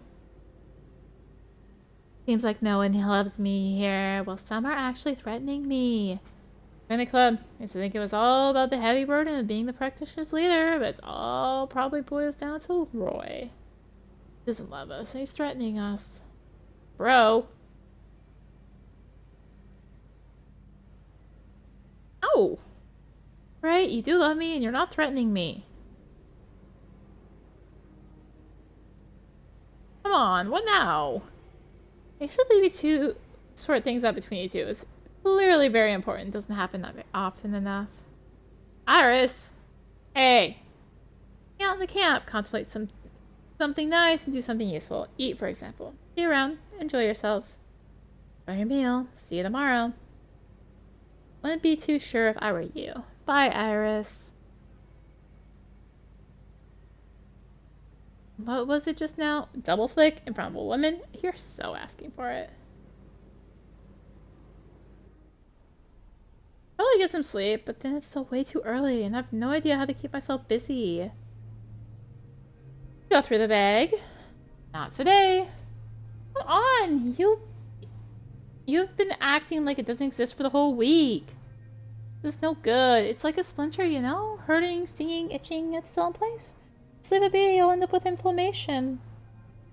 You've talked to Suze, haven't you? There might be something in the bag related to the murder. Guess so. Good idea. Ask someone to help you with it. For you alone, for the two of us, this is too painful. I can see how hard it is for you. My heroic inner voice admitting to not being almighty. Delightful. More to the point, please. Who am I expected to confide someone I've known for less than 2 weeks? Not at all. You won't have to say anything or explain or share. But every little thing brings you pain and will trigger memories. For any other person, the contents of the bag are about you, not her. That's why they'll be able to help you. I won't. I suggest this is even supposed to work. I need to go through my dead prototype's bag. I may well end up in the process. Can you help me? Maybe help me, even though I don't really know how. Say, move stuff from one pile to another. No, not just move stuff. The second person can help you determine what you'll still use, what might be able to keep as a memento, and what should be discarded. Find something that might be connected to the murder. For the whole thing to hurt less and for you to not cling on to every item for long, it will be essential that you're not alone. Okay then, what do you suggest? I'd pick Dora. She'll definitely try to be supportive. Given what she's like towards her own prototype, she's likely to understand how you feel. Up to you, of course. Dora or someone else from the group. Bridge pickings. It's late already. Practitioners and scientists will be expanding the bridge tomorrow, so everyone else is either asleep now or about to be. And all the same, if I pick anyone other than Dora, I'd still have to ask her permission. Ugh, dull. Thanks. That'll make me change my mind. Dora, can I steal you for a few minutes? Yes, what is it? I want to go through the bag and maybe throw a few things away, and I could use some help with sorting its contents. Serena's bag? Yes. Sure, let's go. Go with Dora. Well then, I suggest you get the contents out and I'll group everything. If you want, I can take away whatever gets discarded. You won't have to worry about it. Sounds like a plan. I'll decide what I do or do not need myself, though. Of course. Open. Sesame. All the papers stay. Fine. Order them to make sure the sheets don't get jumbled up, or I can give you a few paper clips to make storage easier.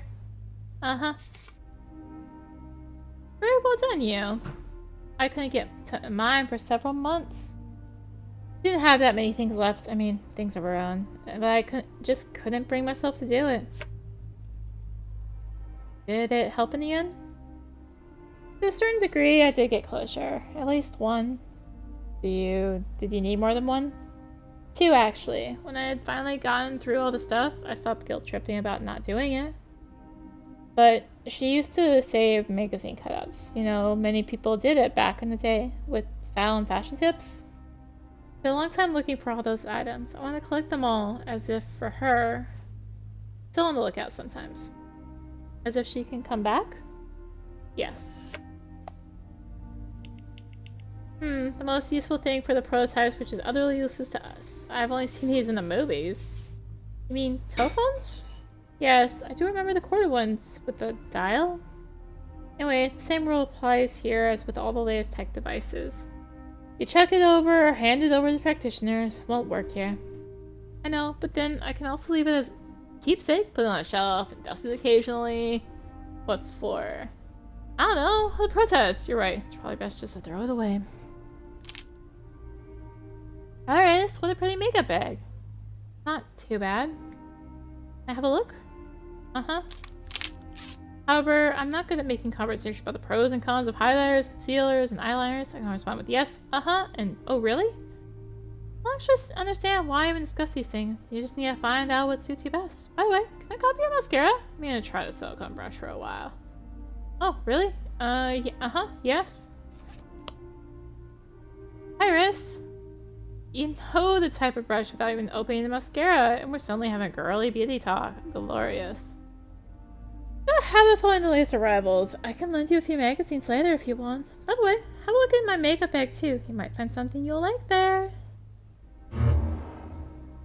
Now then, what's next? We're on the books and hold on, what's this piece of paper? Prepaid order from a chemist or Fenrir Dahlberg to collect some prescription medication? Can ask to Kale what this medication is. I wish I also knew who Fenrir was and what his chemist business was doing in Serena's bag. Beautiful name and unusual. Sounds Vikingish. Also starts with an F. Did her husband need some medication? Iris, is something wrong? This is an order printout. Let's move on. Alright, we're getting your books. I wanted to tell you. You want? I can place them on the shelf. Third likes reading too. And you? We're in nonfiction. Books in psychology, personal growth, management, and fashion. An edition of how to stuff people with cheese rolls to death be more management or personal growth. Still joking, Iris. Huh? So clearly both. Just that these contents were different from the prototypes, and you can certainly use ointments or balms to soothe the cracks, while hormonal drugs are useless, and so are sanitary pads. Yes, I know. Iris, do you want to add anything? Do you need more books, or a new fragrance, or a scarf, something oh, maybe small but nice? Or find you a new bag? Then again, yours is stylish as is. Flask with whiskey, fancy one made of silver, the coat of arms. Iris, alcohol inhibits your receptors and is a depressant, just so you know. You're irresponsible. You're your own... you're joking. I, meanwhile, was being serious. Think about my offer. So you're not bringing me the flask? No. No shame. Alright, I'll think about it. That's it. Nothing else left. You'll definitely not need the wallet. You can give the coins to the practitioners, though. They may find a use for them. No, I'm intending to pine away over the coins and the notes, especially the credit cards. Right, want me to get you more to make the pining away more efficient? No, but thanks for caring. About that, by the way, why did you ask if I wanted to add anything? Firstly, I'm your curator, and taking care of you is my job. Secondly, you haven't had the time and spirit to find something you'd like. Thirdly, personal belongings help us be ourselves. I can get a few fragrance swatches for you, or you pick one, you'll feel better. Once you pick one, you feel better. No, I won't. I'll feel terrible. If not too much, let's check out a few. Deal. Right, since we're done, I'll stow away everything on the shelf.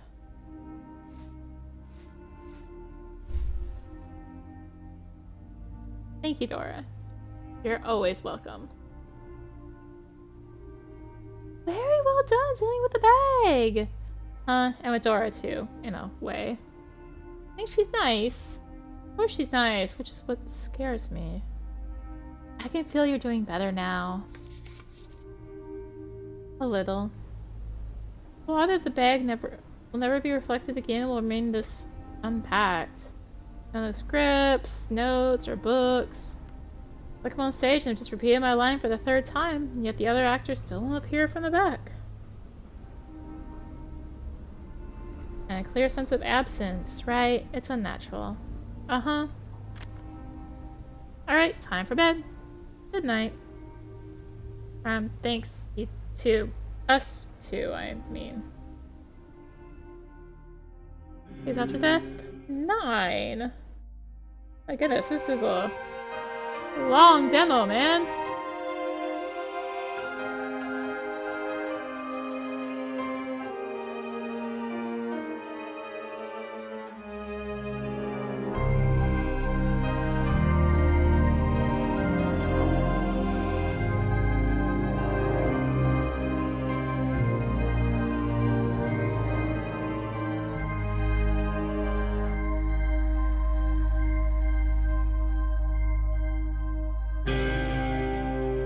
Oh, hey! Speaking of, thanks for playing. We hope you loved it so far. Now the story unfolds.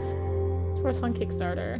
I don't know if the Kickstarter is actually still up. I guess I could look at the Kickstarter. Is the Kickstarter still up?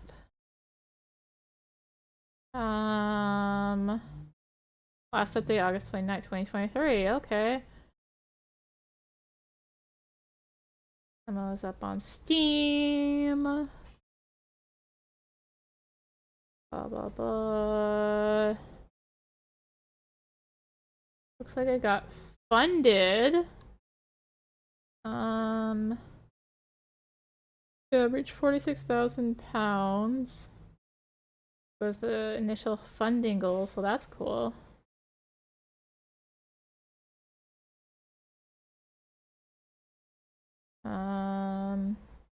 Neat. Anyway, what did I say? Load game. I'll go save. How far? Load game. I want to get that ending music again. No, doesn't work. Load game. Back? Nope. Anyway, I guess we're back on the silent screen. Well, let me go back to the Kickstarter screen. So anyways, that was Still Joking, the demo. Very long demo, honestly. Sounds like the game is funded, so that's cool. And yeah, the demo is on Steam if you would like to play it yourself and see what choices you can make along the way. So yeah. I guess thank you for watching. If you'd like to see me do this full game when it comes out, let me know down in the comments. And thank you for watching this far. I know it's a long and it's fine. It's a long and yeah. Like I said, like to see me do the full game when it comes out. Let me know in the comments. And yeah, thanks for watching. If you enjoyed the video, consider liking, commenting, and/or subscribing. Really enjoyed it. Consider supporting the channel. All support greatly helps to keep being content like this and more. Find links for that in the description below, along with links to me on social media. So thank you again for watching. I'm off to recover my voice because heck, that was a lot of talking. And until next time, this is rinimt signing out. Bye!